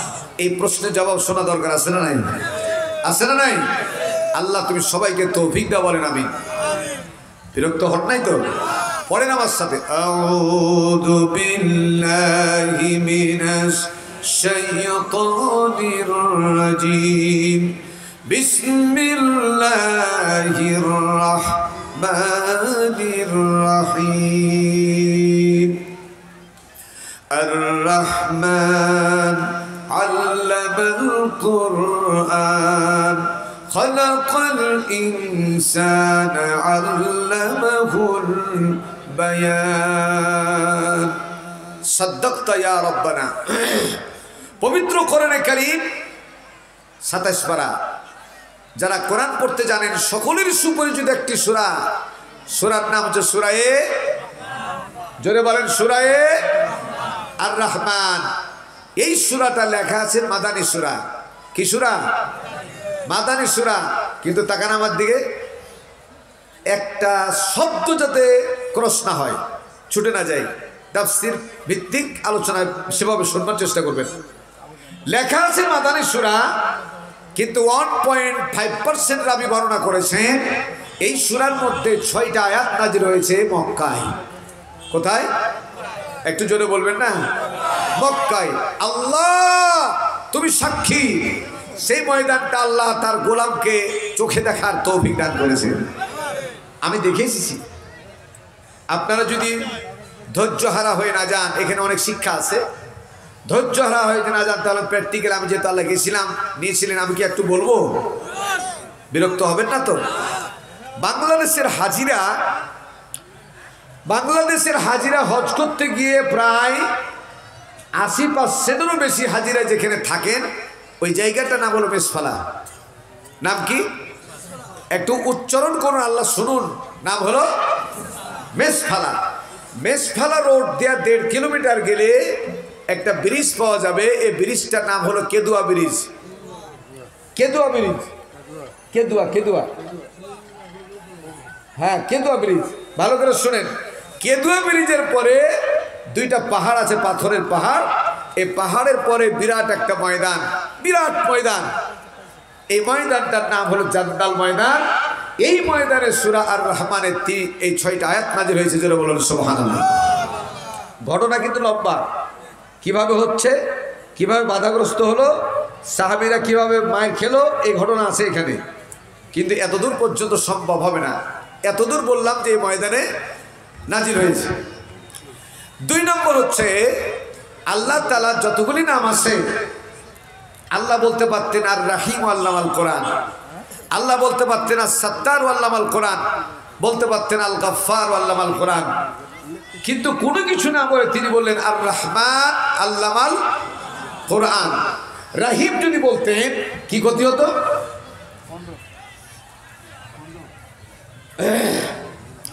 তাফসির বাইজাবি, তাফসিরে কুরতুবি, তাফসির ফি জিলালিল কোরআন, এই তিনটি তাফসির আসছে যে আর রাহিমু আল আখিরা, রাহিম শব্দ দ্বারা কেবলমাত্র আখিরাতে কিছু সংখ্যক মুমিনদের জন্য উপকার আসবে, কিন্তু আর রহমান ওয়া দুনিয়া ওয়াল আখিরা, রহমান দ্বারা দুনিয়াতে এবং আখিরাতে সমান পরিমাণে কাজে আসবে। জোরে বলেন সুবহানাল্লাহ। সেটা কি করে? একজন ভিক্ষুক থেকে শুরু করে প্রেসিডেন্ট পর্যন্ত নিজের ক্ষমতায় তারা একটা সেকেন্ড বাঁচতে পারবে না যতক্ষণ পর্যন্ত আল্লাহ তাদের প্রতি দয়া না করেন। তার মানে আল্লাহর দয়া ছাড়া কেউ বাঁচতে পারবে না। 2 নম্বর ওয়াল আখিরা, আলেম হন, মুফতি হন, মুহাদ্দিস হন, মুহাক্কিক হন, আর যে হন না কেন, আপনি নিজের আমল দ্বারা জান্নাত যেতে পারবেন না ততক্ষণ পর্যন্ত, যতক্ষণ পর্যন্ত আল্লাহ আমার আপনার প্রতি দয়া না করে। ঠিক না বেটি? তাহলে আল্লাহর দয়া না ছাড়া এই দুনিয়াতে আপনি আমি বাঁচতে পারি না। আল্লাহর দয়া ছাড়া জান্নাত যাওয়া সম্ভব নয়। ঠিক না বেটি? দয়ার দিকে কেন্দ্র করে একটা এক্সাম্পল দেওয়া যায়। এই যে জ্বলছে, লাইট জ্বলছে, এগুলো কি বিদ্যুৎ? কারেন্ট? ও কারেন্ট, বিদ্যুৎ না কারেন্ট। তো বিদ্যুৎ বললাম মাথা ঝুঁকাছো না, কারেন্ট বলছো। কারেন্ট, কারেন্ট যার বাড়িতে আছে, তাকানো দিকে, এই কারেন্ট যার যার বাড়িতে আছে প্রত্যেকটা মাসে এরকম একটা বিল আসে না? জোরে জোরে বলুন, আসে না? আসে না? বিদ্যুৎ বিল আছে।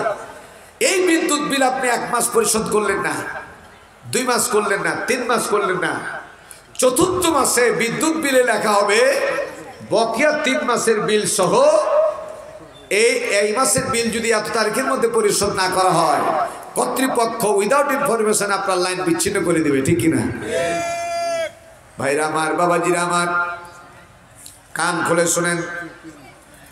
আল্লাহ রাব্বুল আলামিন কত সুন্দর করে ঘোষণা করলেন, লাশ-শামসু ইয়ামবাগি লাহা আন তুদরিকাল কমারা ওয়ালাল লাইলু সাবিকুন নাহার ওয়া কুল্লুন ফী ফালাকিন ইয়াসবাহুন। চন্দ্র সূর্য নক্ষত্ররাজি আমার হুকুম মতো নির্দিষ্ট কক্ষপথে পরিভ্রমণ করে। ভাইরা আমার, বিদ্যুতের বিল পরিশোধ না করলে লাইন কেটে দেবে, পানির বিল পরিশোধ না করলে লাইন কেটে দেবে। চিকিৎসা বিজ্ঞানীরা বলেছেন 24 আওয়ার্স, 24 ঘন্টার মধ্যে আপনি সুস্থ মানুষ 23,040 বার অক্সিজেন গ্রহণ করেন। যে কোনো কারণে অক্সিজেন ফেল মারলেন, হসপিটালে ভর্তি করা হলো, ওখানে কৃত্রিম অক্সিজেন লাগানো হলো, 5 দিন 7 দিন পরে একটা বিল লাগবে কি লাগবে না? জোরে বলেন, লাগবে কি লাগবে না? আমার ভাইরা,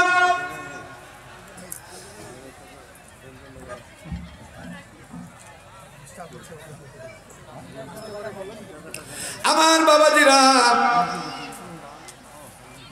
বর্তমানে ডিজিটাল সিস্টেম, যে কথাটি প্রধানমন্ত্রীর কথা বলছিলাম, ওনার সাথে যখন কথা হল, এটা একটু সম্পর্ক আছে, তাই বলছি। বলবো কি বলবো না? সেটা হলো, ওনার সাথে কথা যখন শুরু হলো, আমি বললাম, মাননীয় প্রধানমন্ত্রী, আপনি একজন প্রধানমন্ত্রী এখন, কিন্তু যখন আপনি কবরের জগতে চলে যাবেন, আল্লাহি, আল্লাহর কসম করে বলি, প্রধানমন্ত্রী হিসেবে আপনার বিচার করা হবে না।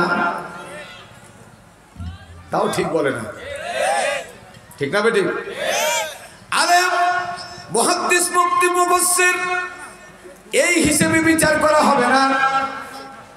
এমনকি তো জাহানের সরদার যিনি, যার আগে কেউ জান্নাতে প্রবেশ করতে পারবে না, তিনি কলিজার টুকরা মা ফাতেমাকে ডাকলেন। ডাকার পরে পরে বললেন, ফাতেমারে, আমি তোমার বাবা, আমি বিশ্বনবী, তবে একটি কথা মনে রেখো, কিয়ামতের ময়দানে আমার মেয়ে হিসেবে তোমার পরিচয় নেওয়া হবে না, বিচার করা হবে না, তোমার আমলের উপরে তোমার ফয়সালা করা হবে। চলে বলুন সুবহানাল্লাহ। আমাদের দেশের পীরেরা, পীর মানে খারাপ সেটা বলছি না, ওলি এক বচন, এটা কোরআনে আছে। ওলির বহু বচন হচ্ছে আউলিয়া, এটাও কোরআনে আছে। আলা ইন্না আউলিয়া আল্লাহ লা খাউফুন আলাইহিম ওয়া লা হুম ইয়াহজানুন। কিন্তু কোন ওলি যদি নামাজের বিরোধিতা করে, কোন ওলি যদি নামাজের জামাতের বিরোধিতা করে, নামাজ পড়ার বিরোধিতা করে, তাহলে পরিষ্কার জেনে নেবেন ওই ওলি না, মানুষই না, সে হলো জানোয়ার। আমি কি বোঝাতে পেরেছি? আল্লাহর ওলিরা সত্য, আল্লাহর ওলিরা সত্য, আল্লাহর ওলিরা সত্য, কিন্তু হালাল খাওয়া লাগবে, নামাজ পড়া লাগবে, পাবন্দি করা লাগবে, রসুলের বিধান, আল্লাহর বিধান মেনে চলা লাগবে। ঠিক না বেঠিক? মন খারাপ করলে না কেমন? আমার ভাইরা কান খুলে শুনুন। প্রধানমন্ত্রী জিজ্ঞেস করলেন, আমি বললাম ডিজিটাল সিস্টেম চালু হয়েছে, ঠিক কথা, এতে কোনো সন্দেহ নাই, কিন্তু ডিজিটাল চোরও কিন্তু কম হয়নি। কিন্তু আল্লাহ রাব্বুল আলামিন কি করেছেন দেখান। আল্লাহ এমন অরিজিনাল ডিজিটাল সিস্টেম চালু করেছেন যাতে ব্যাংকে যাওয়া লাগবে না, মোবাইলের মাধ্যমে বিল পরিশোধ করা লাগবে না। আল্লাহ তাআলা বিল পরিশোধ করার সিস্টেম শিখাইয়া দিলেন। যারা বলেন সুবহানাল্লাহ। আল্লাহ রাব্বুল আলামিন বললেন কোরআনে কারীমের ভিতরে, লা ইন শাকারতুম লা আযীদান্নাকুম ওয়া লা ইন কাফারতুম ইন্না আযাবী লাশাদীদ। বান্দারে, লা ইন শাকারতুম, যখন তুমি বিছানায় ঘুমাবা, কত অক্সিজেন গ্রহণ করেছো জানো না? আমার জমিনে কত নিয়ামত ব্যবহার করেছো জানো না? সূর্যের আলো থেকে শুরু করে অনেক পানি পান করেছো, জমিনে চলাফেরা করেছো, বাতাস খেয়েছো।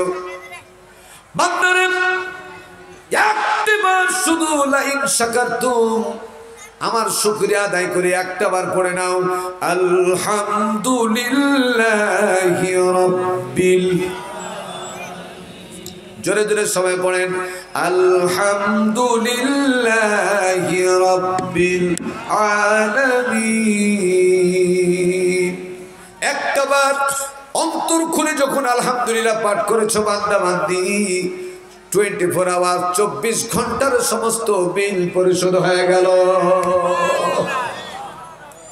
এর নাম হলো রহমান। এর নাম কি?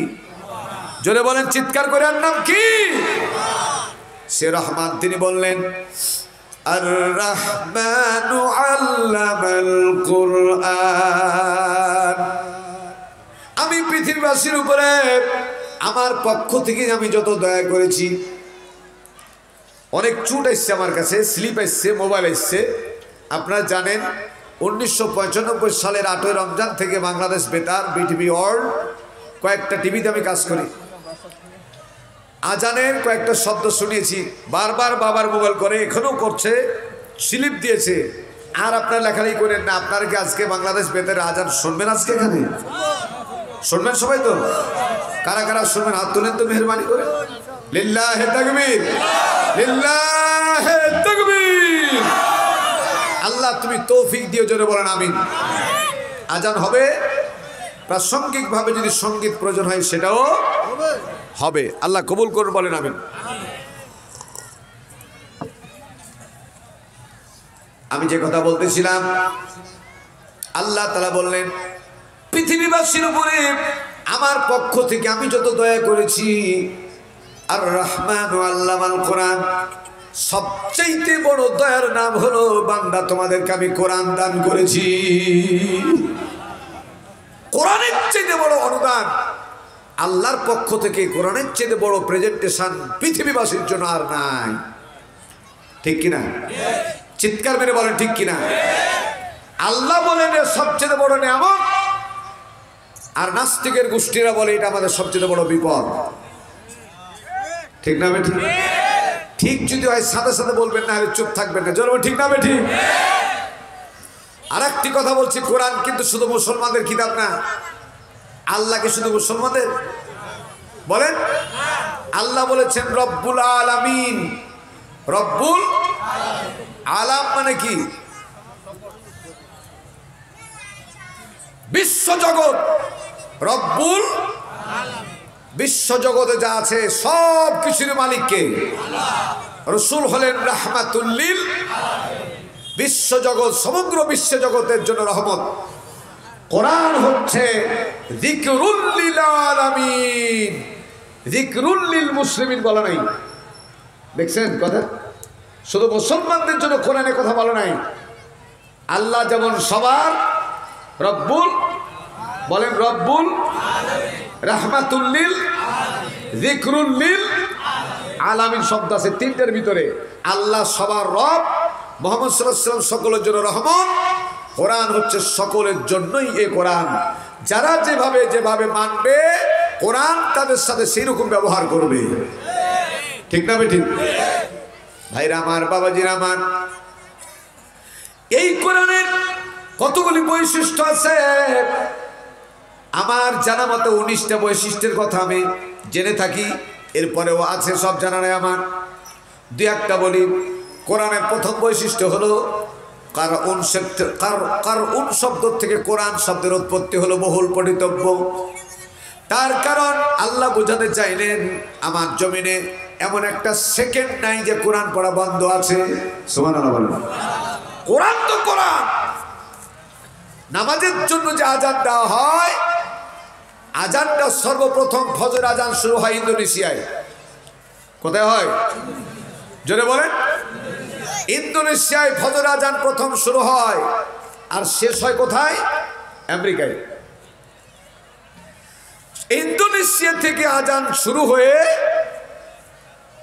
আমেরিকাতে ফজর আজান আসতে সময় লাগে 9 ঘন্টা। তার মানে এই 9 ঘন্টার ভিতরে 1 সেকেন্ড আজান বন্ধ নাই। আরো আসতে বলেন সুবহানাল্লাহ।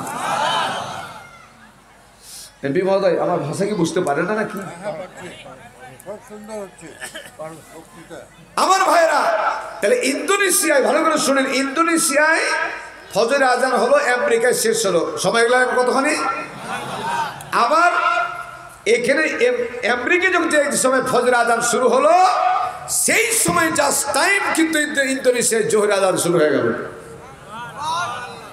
জোরে বলবে না সুবহানাল্লাহ? তার মানে আজান গোটা পৃথিবীতে পুরো একটা মিনিট 60 সেকেন্ড বন্ধ নাই। আল্লাহু আকবার, জোরে বলেন আল্লাহু আকবার। ভাইরা আমার, বাবাজিরা আমার, কোরআন এমন একটা সেকেন্ড নাই যে কোরআন বন্ধ আছে। 2 নম্বর কোরআনের বৈশিষ্ট্য হলো কোরআন কখনো বাসি হয় না, কোরআন কখনো পুরাতন হয় না।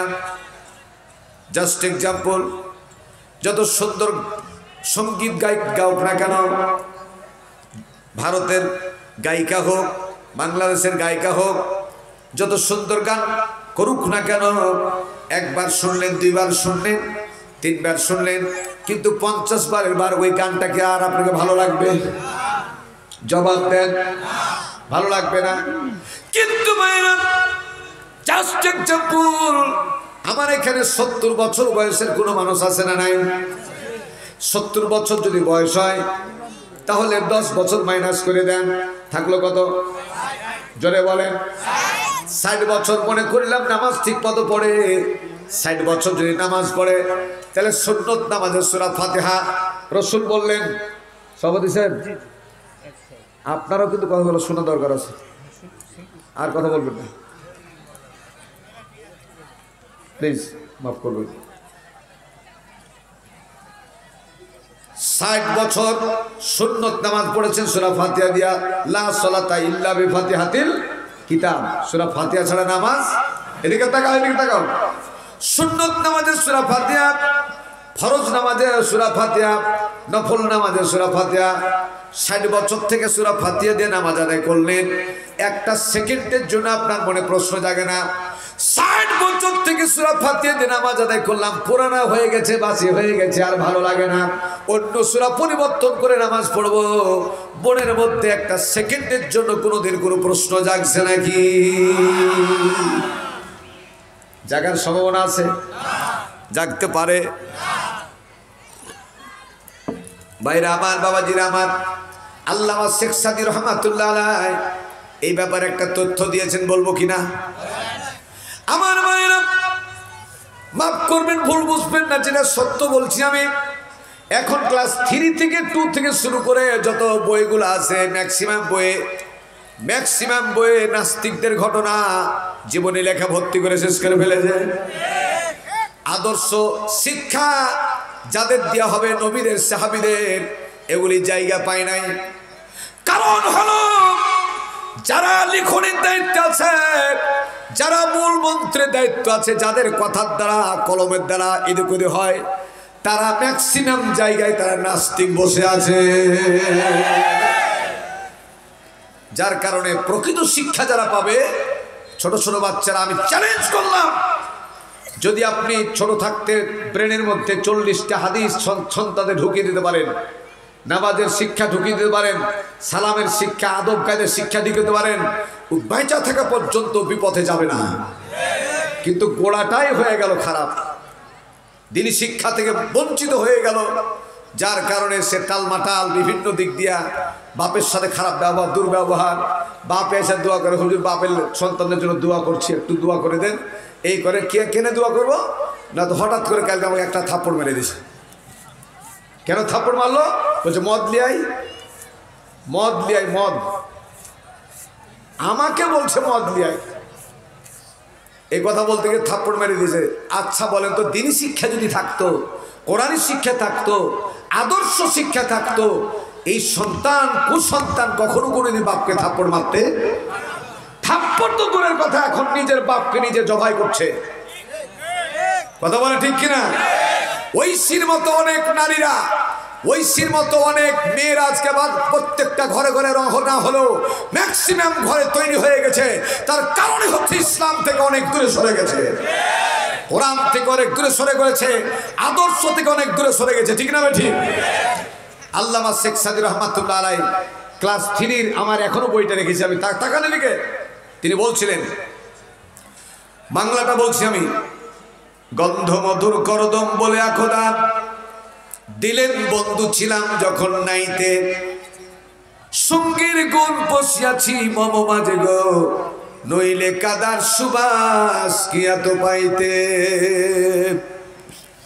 একজন লেখক কাব্যের কথা বলছি, গোসল করতে নামছে পুকুরে। কোথায়? পুকুরে, খাল বিলে, যে কোনো একটা জায়গায় গোসল করে ওঠার সময় পায়ে কাদা লেগে আছে, কাদা থেকে সুঘ্রাণ বেরোচ্ছে, সুঘ্রাণ বুঝেন না? সুঘ্রাণ বেরোচ্ছে, সেন্ট বেরোচ্ছে, সুগন্ধি, থ্যাংক ইউ, সুগন্ধি বেরোচ্ছে। কাদাকে জিজ্ঞেস করছে, কাদা তুই আবার এগুলি পালি কই? কাদাতে, কাব্যের কথা বলছি, কাদাতে বলছে আমার ব্যক্তিগত কোনো সুঘ্রাণ নাই। উপরে তাকায় দেখো, উপরের দিকে একটা সেন্টযুক্ত ফুলের গাছ আমার গায়ের উপরে আছে। এই সেন্টযুক্ত ফুলগুলি যখন আমার পাশে পড়ে থাকে, এই সেন্টযুক্ত ফুলের সংস্পর্শে থাকার কারণে তুচ্ছ কাদা আজকে আমি সেন্টে পরিণত হয়েছে। আপনাদের আমাদের বাড়িতে যা আছে, আর একটা ছোট্ট করে এক্সাম্পল দিলে খুব পরিষ্কার বুঝতে পারবেন। আমার চাঁপাইনবাবগঞ্জে একটা পুরনো হোটেল, চাংপাই হোটেল বলে রফিক সাহেবের, একদিন মুফাসসির পরিষদের আমাদের একটা মিটিং আছে। মিটিং ডেকে আমি তাকে বললাম যে এত দামি চেয়ার টেবিল কিনেছেন, দাম কত? তিনি বললেন 9,84,000 টাকা টেবিল একটা, চতুর্দিকে চেয়ার যত ফিট লাগে আছে। তা আমি বললাম যে এখানে আমরা যেভাবে প্রোগ্রাম করছি, এভাবে কোনো মেয়েরা কি প্রোগ্রাম করে? বলছে হ্যাঁ, যেহেতু অডিটোরিয়াম ভাড়া দেওয়া হয়, বড় হোটেল, সেহেতু প্রোগ্রাম তো করবেই। তখন আমি বললাম প্রোগ্রাম যদি করে তো মেয়ে মানুষেরা আসে? হ্যাঁ আসে। তো মেয়ে মানুষেরা মিটিং করলে তো বাচ্চাও থাকতে পারে? হ্যাঁ, বাচ্চারাও থাকে। তাহলে অনেক বাচ্চা আপনার এত দামি চেয়ারে পেশাব পায়খানা করছে না কোনোদিন? বলছে বহুবার এই ঘটনা ঘটছে, বহুবার। বুঝলেন কি? আপনাদের রেসপন্স কিন্তু আমার কাছে কষ্ট দিচ্ছে। বহুবার, এটা কি বুঝতে পেরেছেন? না পারলে বলেন না, অনেকবার। কিছু বলবো, যদি না বুঝেন তাহলে তো আমার খারাপ লাগবে। আমাকে বললেন যে এই শব্দটাও ইউজ করেছিলেন আমাকে আঞ্চলিক ভাষা, বহুবার মানে অনেকবার। আমি বললাম আপনার মধ্যে কিউরিসিটি জেগেছিল, কি প্রশ্ন জেগেছিল? তিনি বললেন যে জাস্ট পরিষ্কার করা, আর কিছু জাগেনি।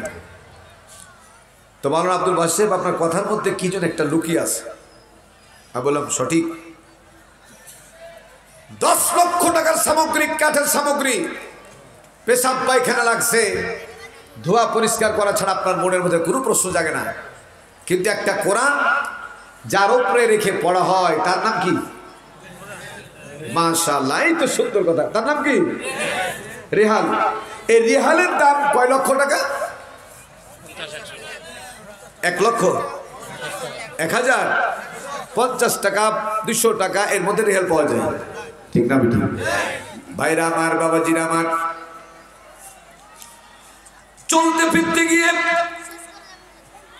আপনার মনের অজান্তে রেহাল আপনার হাত থেকে মাটিতে পড়ে গেল, হয়তোবা আপনার পাখানা তার উপরে উঠে গেল, নচেত যে কোনো মূল্যে যে কোনো অবস্থায় কোনো পেশাব পায়খানা ছিল বাচ্চাদের সেখানে পড়ে গেল। নামাজ পড়ুন আর না পড়ুন, আপনার কলিজার মধ্যে চরম একটা অনুশোচনা বা আঘাত লাগবে কিনা? জোরে বলেন। কেন লাগবে? জিজ্ঞেস করুন। তোর চাইতে লক্ষ লক্ষ দামি দামি কাঠ আমার বাড়িতে আছে, পেশাব পায়খানা লাগলে এত কষ্ট লাগে না, এত ব্যথা লাগে না।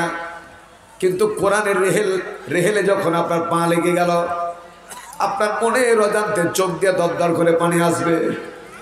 ঠিক কিনা? মনের অজান্তে চোখ দিয়ে পানি আসবে, বুকে ব্যথা শুরু হয়ে যাবে, তোলপাড় শুরু হয়ে যাবে।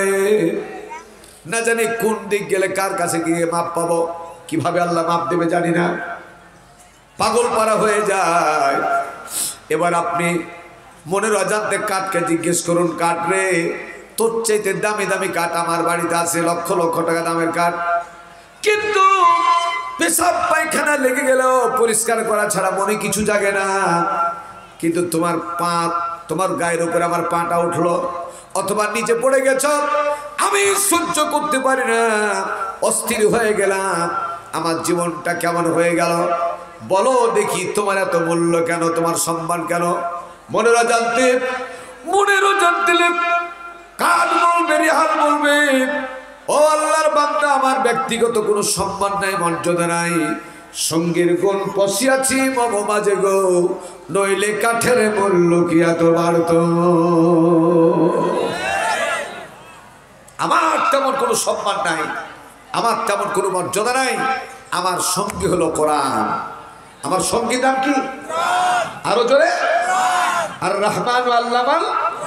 মনে রাখবেন ভালো করে, আমার সঙ্গী হলো কোরআন। কোরআনের সংস্পর্শে থাকার কারণে কোরআনের মালিক আল্লাহ রাব্বুল আলামিন আমার মর্যাদা বাড়িয়ে দিয়েছে। 2 নম্বর পয়েন্ট, অনেকগুলি রিপোর্ট না রাখলে ঠিক বলা যায় না, প্রমাণ করতে চাই। আমার কাছে রমজান মাসে ইংরেজি 16 তারিখে একটা পেপার আছে, প্রথম আলো পেপার। ওই পেপারে কয়েকটা পোশাকের নাম লেখা আছে। 1 নাম্বার হলো লেহেঙ্গা। লেহেঙ্গা একটা পোশাকের নাম, দাম হলো 1,60,000 টাকা। 3 পিস 1,60,000 টাকা। একটা শাড়ি 1,20,000 টাকা। আমার কাছে আমি রেখেছি, কিন্তু পেপারটা আছে। এই পোশাকটা কখন আমার মেয়ে, কখন আমার মায়েরা, কখন বোনেরা, তারাই তো পরে, ঠিক না বেঠিক? কখনো পাক, কখনো না পাক। আপনার আমার শরীরের মধ্যে এত দামি দামি কাপড়ের জামা আছে, প্রত্যেকজন আমাদের এই জামাগুলি, শার্টগুলা মাসে কমপক্ষে যতবার খুলে হয় করবো 2-3 বার পরিষ্কার করে আবার ক্যালেন্ডার করা হয়, ইস্ত্রি করা হয়, ঠিক না বেঠিক? আমি কি বোঝাতে পেরেছি? কিন্তু একজন হাত তোলেন তো যে আমি কোরআনের জামা বিদেশি কাপড় দিয়ে বানিয়েছি, প্রত্যেকটা মাসে 2 বার করে ক্যালেন্ডার করি। একজন হাত তোলেন তো। পাবেন একজন? থাকবে? আছে? নাই। সারা বছর চলে গেল, সারা বছর চলে গেল, পরিষ্কার করা তো নাই, ক্যালেন্ডার তো প্রশ্নই জাগে না, ময়লা আবর্জনা লেগে আছে, মাকড়সার জালে ভর্তি হয়ে আছে। তারপরেও যদি হাত থেকে পড়ে যায়, নিচে পড়ে যায়, ওই একই কথা, মনের ভিতরে চরম একটা অনুশোচনা জাগবে কিনা? জোরে বলেন, জাগবে কিনা? সংক্ষেপে বলি, ওরে কাপড় রে, তোর চাইতে দামি কাপড় আমার বাড়িতে আছে, কিন্তু এত মনটা খারাপ হয় না, অনুশোচনা জাগে না? তোমার ভিতরে এমন কি আছে? আমার জীবনটা এরকম হয়ে গেল, আমি অস্থির হয়ে গেলাম। মনের অজান্তে ওই ময়লাযুক্ত কাপড় বলবে, সঙ্গীর গুণ বসিয়াছি মম মাঝে গো, নইলে কাপড়ের মূল্য কি এত বাড়ত? আমার তেমন সম্মান নাই, আমার তেমন কোনো উল্লেখযোগ্য মর্যাদা নাই। আমার সঙ্গী যিনি, তার নাম হলো কোরআন। তার নাম কি? তার নাম হলো কোরআন। কোরআনের সংস্পর্শে থাকার কারণে কোরআনের মালিক আমার আল্লাহ তাআলা আমার ইজ্জত বাড়িয়ে দিয়েছে। এবার একটু জোরে সোরে বলুন, কাঠের দাম বেশি না মানুষের দাম বেশি? একটু চিন্তা করে বলুন, কাঠের দাম বেশি না মানুষের দাম?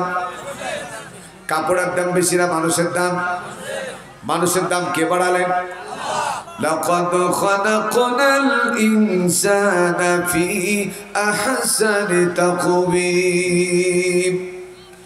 আল্লাহ তাআলা মানুষকে সুন্দর করে তৈরি করেছেন, এত সুন্দর চেহারা আর কোন সৃষ্টি আর নাই।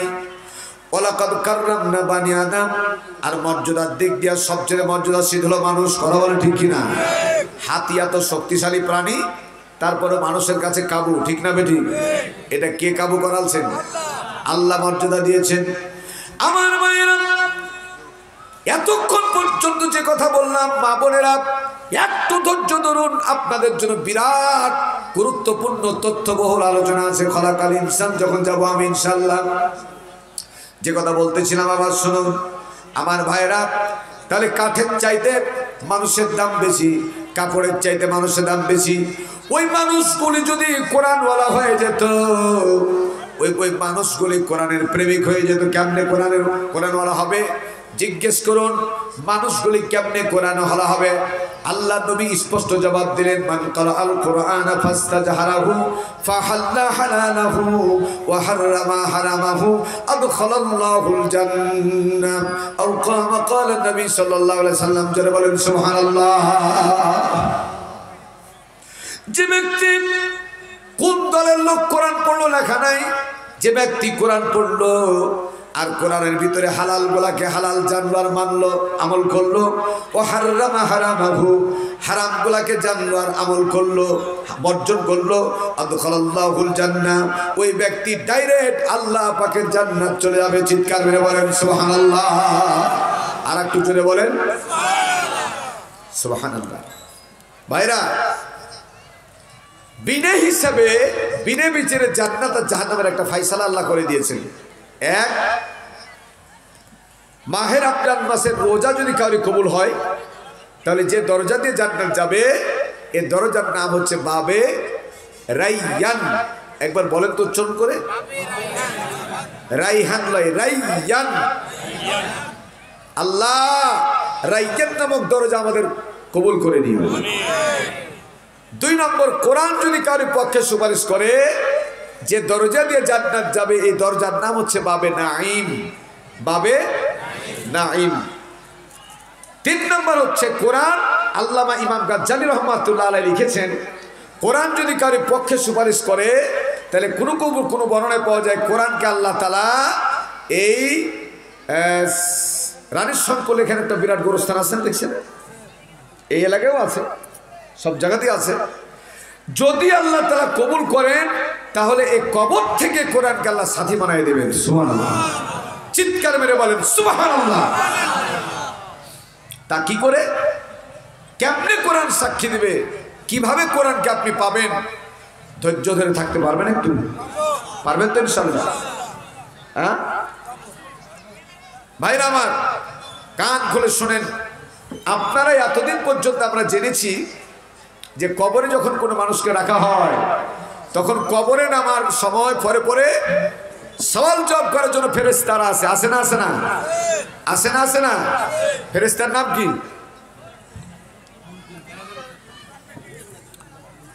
একটু মেহেরবানি করে জোরে বলো, নাম কি? হ্যাঁ হ্যাঁ, এই যে দেখেন, ইনি কিভাবে ঠিক বলেছেন জানি না আমি। ইম্পারেটিভ সেন্টেন্স শব্দটা হবে মুনকির নাকির। কি হবে? আবার বলেন, মুনকির নাকির। তাহলে মুনকার নাকির বলবেন না, 2 নম্বর হলো মুনকির নাকির ফেরেশতা সিরিয়াল নাম্বার 3। কয় নাম্বার সিরিয়াল? আরো জোরে। 1 নাম্বার কি যাবে? ইমাম গাজ্জালী রহমাতুল্লাহ আলাইহি কিমিয়া শাহাদাত নামক গ্রন্থের মধ্যে লিখেছেন, দাকাইকুল আখবান নামক কিতাবে লিখেছেন, দাওয়াতে তাবলীগের অন্যতম একজন মেহমান, পাকিস্তানে তার জন্ম, মাওলানা তারিক জামিল, জান্নাতের আকর্ষণীয় বয়ান 206 খানা কিতাব তিনি লিখেছেন। 6 নম্বর সিরিজ এই কিতাবের মধ্যে আছে। 3টে কিতাবের নাম বললাম, ভালো করে শুনেন, আলেম ওলামা একটু নোট করবেন। সর্বপ্রথম কবরে নামার পরে পরে সর্বপ্রথম যে ফেরেশতা যাবে তার নাম হচ্ছে হযরতে রুম্মান। হযরতে রয়রসু ময়ময় যুক্ত আকার দন্তন্য কি হলো? জোরে বলেন। রুমান লয়রে বা রুম্মান। দ্বিতীয় নাম্বার যাবে সাঈদ এবং সুয়াইদ, অন্ধ এবং বধির ফেরেশতা। তৃতীয় নাম্বার সিরিয়াল যাবে মুনকির নাকির। এবার জোরে করে বলুন, শুধু নাম শুনবেন না এদের কাজ কি, দায়িত্ব কি, এগুলি শুনবেন? দায়িত্ব শুনবেন। Thank you. আমি খুব সংক্ষেপে বলবো। দায়িত্ব হচ্ছে মুনকির নাকির, সরি, যখন রহমান ফেরেশতা যাবে, জাস্ট এক্সাম্পল, এটা লাশ, আমাদেরকে তাকান, চোখটা দেন, এটা লাশ, হাতটা নাভির একটু উপরে থাকবে আর বাম হাতটা থাকবে মাথার নিচে। বলা হবে ইজলিস ইয়া আখি, হে ভাই উঠিয়া বসো, আও অথবা ইজলিস ইয়া উখতি, মেয়ে মানুষ যদি হয়তো বলবে হে বোন উঠিয়া বসো। উঠিয়ে বসার পরে পরে আমাদের দেশে যা একটা এক্সাম্পল দেওয়া যায়, কেউ যদি অ্যাক্সিডেন্ট হয় তাহলে তাকে হসপিটালে 1 দিন 2 দিন 5 দিন পর যখন জ্ঞান ফিরবে তখন প্রথম কথা তার মুখ দিয়ে বের হয়, আমি এখানে কেন? বেশিরভাগ বলে, ঠিক কিনা? যদি ঠিক হয় তো জোরে করে বলেন ঠিক কিনা? তো এই ঠিকটা এত নামলা করে বলছেন কেন? এই করতে করতে অনেকটা সময় পার হয়ে যাচ্ছে। কবরে, ভালো করে শুনে, কবরে যখন রুম্মান ফেরেশতা যাবেন এইভাবে উঠার পরে পরেই অলবাসে বাদাল মাউত, তখন তার জ্ঞান ফিরে যাবে। জোরে বলেন সুবহানাল্লাহ। জাগতিক 1টা বছর পাগলের মতো কাঁদবে, চিৎকার করে কাঁদতে থাকবে। তিরমিজি শরীফের মধ্যে এসেছে এই কান্নাটা যদি দুনিয়াতে কাঁদতো 40 বাড়ি, চতুর্দিকে 40 বাড়ি সমস্ত প্রাণীকুল তার কান্নার চিৎকারে কলিজা ফেটে মরে যেত। চিৎকার করে বলেন সুবহানাল্লাহ। 1 বছর পরে এবার মাথায় হাত বুলাবে, সঙ্গে সঙ্গে কান্না বন্ধ হয়ে যাবে। রহমান ফেরেশতা বলবে আইনা কালামুন, তাড়াতাড়ি কলম দাও। আইনা খাতুকুম, তোমার খাতা কই, কলম কই, কালি কই? কবরওয়ালা বলবে হাইহাত আলা আদরি, হাইহাত আলা আদরি, আফসোস আমি পাবো কোথায়? কলমও নাই, কালিও নাই, লেখার মতো কোনো জিনিস নাই। হযরত রুম্মান আলাইহিস সালাতু ওয়াস সালাম, এই আঙ্গুলটার নাম কি সবাই বলেন? এর অনেকগুলি কাজ আছে, মরার পরেও কাজ আছে।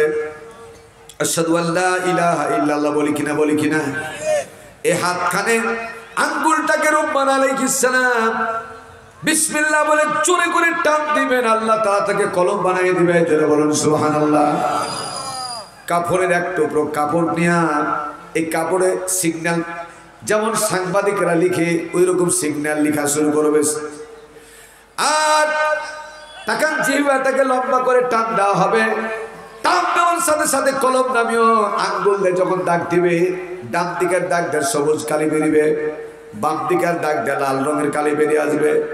কাপড় নামিও এই কাগজখানায় লিখতে শুরু করবে। সবুজ কালি থাকবে ততক্ষণ যতক্ষণ পর্যন্ত আপনার আমল নামায় নেকি আছে। নেকি শেষ, সবুজ কালি, কথা কি বোঝা যায়? সবুজ কালি শেষ মানে নেকি। এবার কিন্তু খুব গুরুত্বপূর্ণ পয়েন্ট, লাল কালিতে যেমন টাচ করবে। এখন অনেকগুলি মোবাইল এসছে না, বড় বড় মোবাইল, স্ক্রিন টাচ মোবাইল আছে না নাই? যুবকদের কাছে মা বোনরা, ছেলের আবদার পুরা করে বড় মোবাইল দিয়েছো, 90% তার জীবনটাকে জাহান্নামে দুনিয়াতে পাঠিয়ে দিয়েছে। এই ব্যাখ্যা করার মতো সময় আজকে আমার নাই। আপনি মনে করেন যে আমার ছেলে চোখ, সকালে চোখ বসে আছে, কালো হয়ে গেছে, আহারে ডিম দাও, দুধ দাও, এই দাও, খাইতেও পারে না। মা মনে করে আমার ছেলে কত পড়েছে, লেখাপড়া করেছে, কিন্তু চোখটা যে কোথায় ছিল একা আল্লাহ জানে। আর ওই কি আকাম করেছে স্যার রায়, আর নিচে যাওয়া যাবে না। ভাইরা আমার, আমি যে কথা বলতেছিলাম, আল্লাহ রাব্বুল আলামিন কোরআনুল কারীমে কথা বলেছেন। আলেম ওলামা আমাকে সাহায্য করছেন না কেন? আল্লাহ তাআলা বলছেন, ওয়ামা উতিতুম মিনাল ইলমি ইল্লা কালিলা। তাফসীর ইবনে কাসির ইল্লা কালিল যদি বলতেন, কালিল, ভালো করে শোনেন, খুব গুরুত্ব দিয়ে আমার চেয়ারে বসা ভাইরা ভালো করে দেখেন, ইল্লা কালিল যদি বলতেন তাহলে আল্লাহ বলছে কিছু জ্ঞান দিয়েছি, কিছু। কালিলা যেটাকে জ্ঞান ধরাই যায় না, একটু কষ্ট দেবো। এই যে ওনারা এভাবে দেখছে, এভাবে কিন্তু কষ্ট দেখতে পাই না। হ্যাঁ, এবার এবার ভালো হয়েছিল না? আমি আমার সম্মানিত এমপি মহোদয়কে বললাম, বেয়াদবি দেন না। তাফসীরে বলছে ইল্লা কালিল, কালিল যদি বলতাম তাহলে কিছু জ্ঞান দিয়েছি, কিন্তু বলছি ইল্লা কালিলা। এক্সাম্পলটা বলি, কোন সমুদ্রে একটা সুস যদি ডুবানো হয়, সুস বোঝেন না? সুই বুঝি। সুই যদি ডুবে দেওয়া হয়, সুইটা উঠালে সূচের আগে একটা ফোঁটা পানি উঠবে কিনা? উঠবে কিনা? ছোট্ট এক ফোঁটা পানি উঠবে না? এই পানিটাকে আল্লাহ তাআলা গোটা পৃথিবীর সমগ্র সৃষ্টির কাছে সমানভাবে এলেম এবং দয়া হিসাবে বন্টন করে দিয়েছেন। চিৎকার মেরে জোরে বলেন সুবহানাল্লাহ।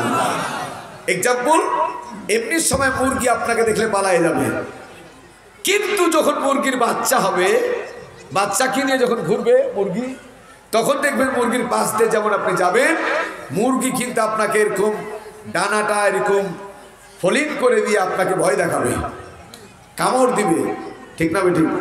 এটা হচ্ছে সন্তানের প্রতি তার দয়া। কথা কি বোঝাতে পেরেছি আমি? প্রত্যেক সন্তানের প্রতি মা বাপের দয়া যে কোনো প্রাণীর সবারই একরকম। তো যত পানি সমুদ্রে থেকে গেল সব হচ্ছে আমার আল্লাহর দয়া। যেটা বলেন সুবহানাল্লাহ। আল্লাহ তাআলা বললেন, ওয়ামা উতিতুম মিনাল ইলমি ইল্লা কালিলা। খুব সামান্য মানুষকে জ্ঞান আমি দিয়েছি। এই সামান্য জ্ঞান দিয়ে মানুষ স্ক্রিন টাচ মোবাইল করলো, টাচ বেল করলো, প্রোগ্রাম বেরিয়ে আসলো। ঠিক সেরকম রুম্মান ফেরেশতা তাকানের দিকে লাল কালি, বাম দিকের লাল কালিতে যেমন টাচ করবে, ভেরি ইম্পর্টেন্ট পয়েন্ট। এতক্ষণ পর্যন্ত যা বলেছি তার সামারি শোনেন। লাল কালিতে যেমন রুম্মান ফেরেশতা টাচ করবে, সঙ্গে সঙ্গে কার সাথে জেনা করছে দেখা যাবে।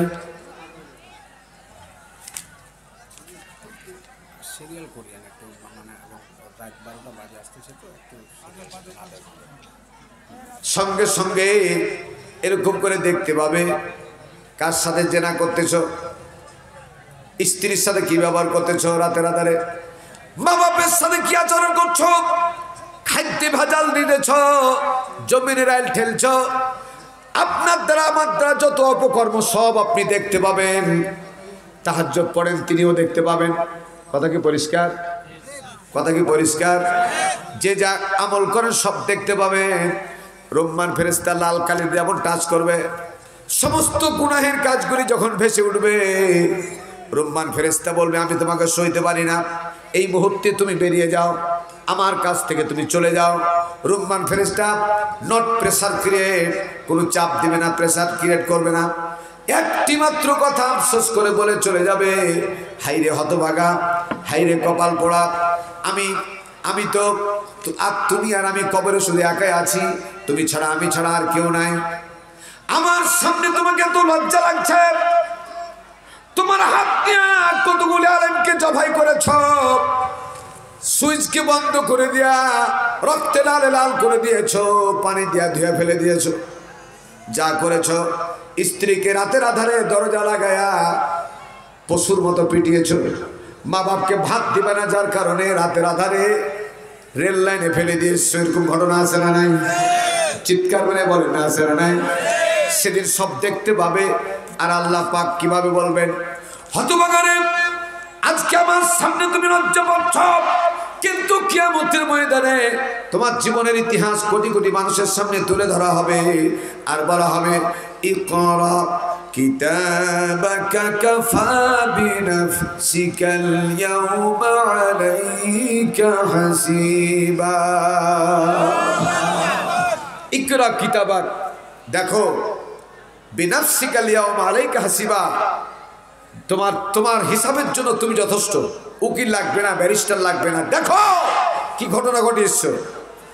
সেদিন ওই হতভাগা মরতে চাইবে, মৃত্যু কামনা করবে, আল্লাহ মৃত্যু দিয়া দাও, সইতে পারি না, মৃত্যু দিয়া দাও।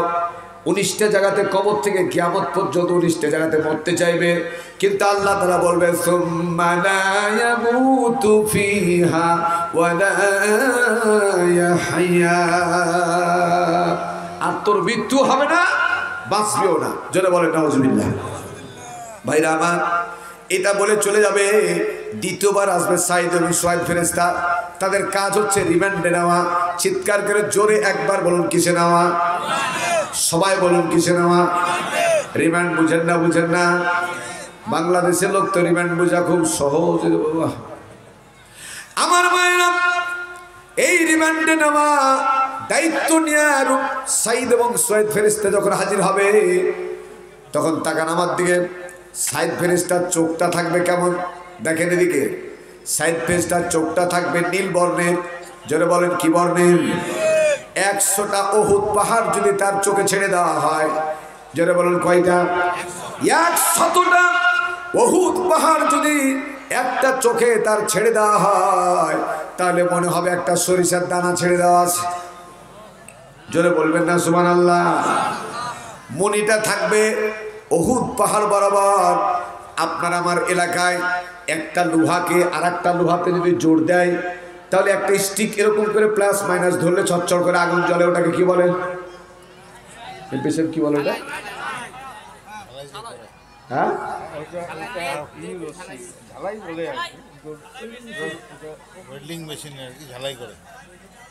ঝালাই। আচ্ছা, ঝালাই বলে ঝালাই হোক, ঢালাই হোক, ঝালাই হোক, ওয়েল্ডিং হোক, একটা হলো বুঝতে পারলি হলো, বুঝাবার ব্যাপার। এইরকম সরিষার দানার মতো ছটছট করে আগুন বেরোবে। একটা আগুন যেমন গায়ে লাগবে, 70 গজ মাটির নিচ পর্যন্ত পুঁতে যাবে। চিৎকার করে বলে নাউজুবিল্লাহ। আর একটু জোরে বলে নাউজুবিল্লাহ। মৃত্যু কামনা করবে, সইতে পারবে না। যন্ত্রণা কাকে বলে, কি কি? এই জন্য বলি, মাফ করবেন, ভুল বুঝবেন না, সঠিক সিদ্ধান্ত নেবেন। আপনি আমি বলে নয়। আজকে আমাদের দেশে ইনসাফ ভিত্তিক বিচার হয় না, ইনসাফ ভিত্তিক রিমান্ডে নেওয়া হয় না। অনেক সময় দলীয় স্বার্থে যারা নির্দোষ ব্যক্তি, তাদেরকে রিমান্ডে নিয়ে, বারবার রিমান্ডে নিয়ে তাদের হাড্ডি গুড্ডি সমস্ত ভেঙে চুরমুচার করে দেওয়া হয়। অসংখ্য অসংখ্য ব্যক্তি, যেমন কপাল পোড়া, আমি পরিষ্কার করে বলছি, আল্লাহর কসম, যতদিন পর্যন্ত পৃথিবীতে হায়াত আছে, ততদিন পর্যন্ত কোরআনের সঠিক সিদ্ধান্ত মানুষের কাছে পৌঁছায় হচ্ছে দায়িত্ব। এই সেন্সে বলি, এই যে প্রদীপ কুমার, একটা কক্সেস বাজারের ওসি প্রদীপ কুমার, নাম শুনছেন না? নাম শুনছেন না? এই কুলাঙ্গার 284 জন ব্যক্তিকে নিজের হাতে হত্যা করেছে। এরই কাজ ছিল শুধু মুসলমান নিধন করা। আজ পর্যন্ত তাকে বিচারের আওতায় নিয়ে এনে রিমান্ডে নিয়ে তাকে প্রশ্ন করার সুযোগ দেওয়া হয়নি। তাকে তার সাথে জামাই আদর ব্যবহার করা হয়েছে। এটা খবর আমার কাছে কেমন করে পেলাম? কি করে পেলাম? আমার বাপের 4 নাম্বার ছেলে, আমার বাপের 6টা ছেলের মধ্যে 4 নাম্বার ছেলে মাননীয় প্রধানমন্ত্রী জননেত্রী শেখ হাসিনা, তিনি 11টা টেবিলে পরীক্ষা করার পরে খানা খান। তার খানাটা যে খাবে, এটা 11টা টেবিলে পরীক্ষা হবে। আল্লাহি আল্লাহি, আল্লাহর কসম বলছি, লাস্টের শেষ 2টা হলো ভারতের, আর তারপরেরটা ফাইনাল সিগনেচার আমার বাপের 4 নাম্বার ছেলে, তিনি হচ্ছেন নুরুল হুদা। এ হুদা সাহেব সিগনেচার না করলে প্রাইম মিনিস্টার বাংলাদেশে থাকলে উনি খাবেন না। এই দায়িত্বটা ওনার আছে। এই জন্য কথাটা আমি বলছি, ভালো করে শুনে রাখুন। এটা প্রতিহিংসা নয়, বাংলাদেশ নিধন, পুলিশ নিধন করে, মুসলমান নিধন করে যে প্রক্রিয়া, এই প্রক্রিয়া এমনভাবে সাজানো গোছানো হয়েছে, মোবাইল ব্যবহার করা থেকে শুরু করে তাকে এসি থেকে শুরু করে যথেষ্ট পরিমাণে ভালো ব্যবহার করা হয়েছে। কিন্তু অসংখ্য আলেম ওলামা যাদের পায়ের জুতার সমাধান নাই, এই সমস্ত আলেমদের সাথে জঘন্যতম আচরণ করা হয়েছে, রিমান্ডের নামে নাটক করা হয়েছে। এই নাটক তোমরা যদি বন্ধ না করো, অন্যায় নাটক সাজিয়ে যদি মুসলমানকে হত্যা করার ষড়যন্ত্র করো, আলেম ওলামাকে নির্যাতন করো, আল্লাহর কসম কবরে এর চাইতে কঠিন রিমান্ডের জন্য তোমাকে প্রস্তুত থাকতে হবে। এর নাম হচ্ছে সাঈদ এবং শহীদ ফেরেশতা। সেই রিমান্ড থেকে আল্লাহ আমাদের সবাইকে হেফাজত করুন, আল্লাহ আমাদের সবাইকে হেফাজত করুন, আল্লাহ আমাদের সবাইকে হেফাজত করুন। মৃত্যুর সময়, ওই সময় তোমাকে কেউ কোনো প্রেসিডেন্ট সাহায্য করবে না, কেউ দেশনেত্রী সাহায্য করবে না, দলের কোনো নেতা সাহায্য করবে না, এমপি করবে না, মন্ত্রী করবে না। আল্লাযী খালাকাল মাউতা ওয়াল হায়াত লিয়াবলুয়াকুম আইয়ুকুম আহসানু আমালা। আমল ভালো জান্নাত যাওয়া, আমল খারাপ জাহান্নাম যাওয়া। সম্পর্ক জান্নাত আর জাহান্নামের সাথে কেবলমাত্র আমলের। যারা বলুন কিসের? আমার ভাইরা, সাঈদ এবং শহীদ ফেরেশতা, সাঈদ এবং শহীদ ফেরেশতা কি করবে দেখেন, এদিকে তাকান, এদিকে। বিরক্ত হচ্ছেন? সাঈদ এবং শহীদ ফেরেশতা আমল নামাটা এর ভাঁজ করবে, ভাঁজ করবে, কাপড়ের কাপড়টা ভাঁজ করবে। ভাঁজ করার পরে, ভাঁজ করার পরে তাকান এদিকে। وأنتم حينئذ تنظرون। সঙ্গে সঙ্গে সাঈদ ফেরেশতা প্রত্যেকের যুবক তাকান এদিকে। গলার মধ্যে একটা উঁচা জায়গা আছে না নাই? উঁচা জায়গাতে দুই চিরে দুই ভাগ করে আমল নামাখানা ভরে দেওয়া হবে। আর ভরে দেওয়ার পরে পরে যারা জান্নাতি, কিয়ামতের ময়দানে তাদেরকে উঠানোর পরে আমল নামাখানা তাদের দেওয়া হবে ডান হাতে। যারা বলুন কোন হাতে? আমার দিকে তাকান, কোন হাতে? একটু কষ্ট দেব, একবার দেখতে চাই জান্নাতীরা আমল নামা পাবে কোন হাতে। লিল্লাহি তাকবীর, লিল্লাহি তাকবীর। কোরআন আছে যেখানে, আল্লাহ রাসূল যেখানে, দিনী প্রতিষ্ঠান যেখানে, দান সদকা যেখানে, লিল্লাহি তাকবীর। আল্লাহ কবুল করুন, বলেন আমিন। জান্নাতীরা আমল নামা খানা দেখার পরে সঙ্গে সঙ্গে বলতে থাকবে, আমল নামা খান দেখবার বলবে, আল্লাহু ওয়াদাল্লাহি হাক্কা। আল্লাহ তোমার ওয়াদা সত্য, তোমার ওয়াদা মতো সব পেয়ে গেছি। কিন্তু আগে বলেছি আপনাদের আমি, জাহান্নামী যারা তাদের চেহারা এই থাকবে না, মক্কা মদিনা থেকে এরকম চওড়া করা হবে। আমল নামা পাবে বাম হাতে। চিৎকার করে বলুন, জাহান্নামীরা আমল নামা পাবে কোন হাতে? বাম হাতে আমল নামা পাবে, কিন্তু এরকম হাতটা ঘুরিয়ে নিতে পারবে না। যার কারণে সমস্ত তাফসীরে একই লিখছে, এই নিজের বুকখানা চিরে জোর করে বুকটাকে ফেড়ে এরকম করে হাতটা বিদ্ধ করে পিছন দিক দিয়ে তার হাতটা বের করবে। আর পিছন দিক দিয়ে তার আমল নামা খানা নেওয়ার পরে পরে বলবে, দেখবে, দেখার পরে পরে বলবে, মালি হাদাল কিতাব লা ইউগাদিলু সাগীরাতাও ওয়ালা কাবীরাতান ইল্লা আখসাহা।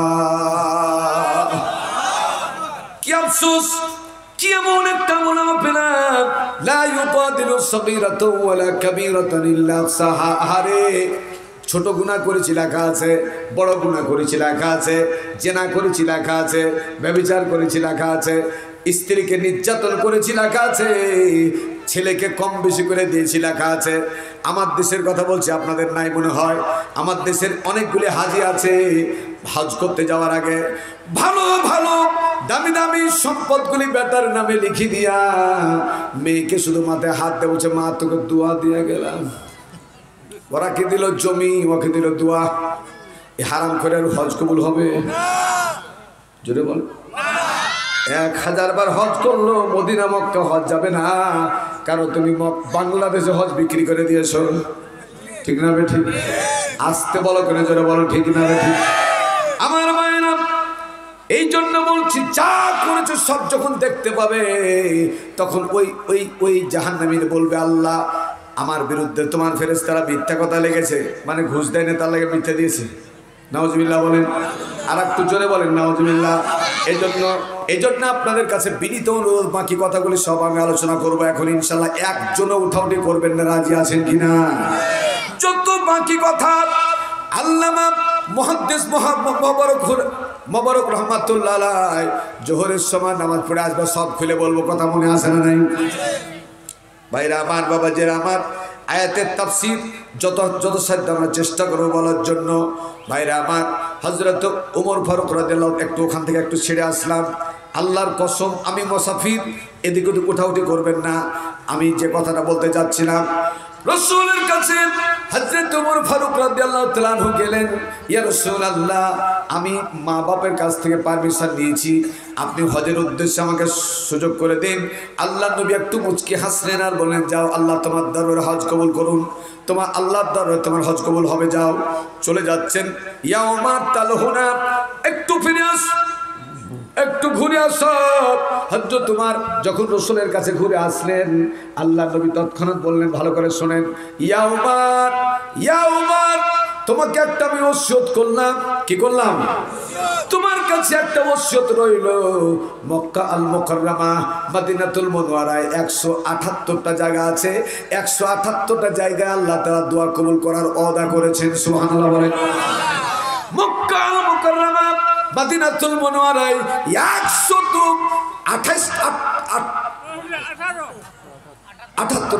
178টি জায়গা আছে। কেবলমাত্র হেরেম শরীফের মধ্যে আছে 26টা, এরকম জায়গা আছে। ইয়া ওমর, তুমি যখন দোয়া করবা, দেখেন কথা, তুমি যখন দোয়া করবা, আল্লাহি, ওই আল্লাহর কসম করে বলি, আমি নবীর নামে দোয়া করতে ভুলিও না। রাসূল বলছে, হে ওমর, আমার জন্য তুমি দোয়া করতে ভুলিও না। ওয়াল্লাহি, আল্লাহর নামের কসম করে বলি, আমার কোনো কর্তৃত্ব নাই, নেতৃত্ব নাই, আমার কোনো কর্তৃত্ব নাই,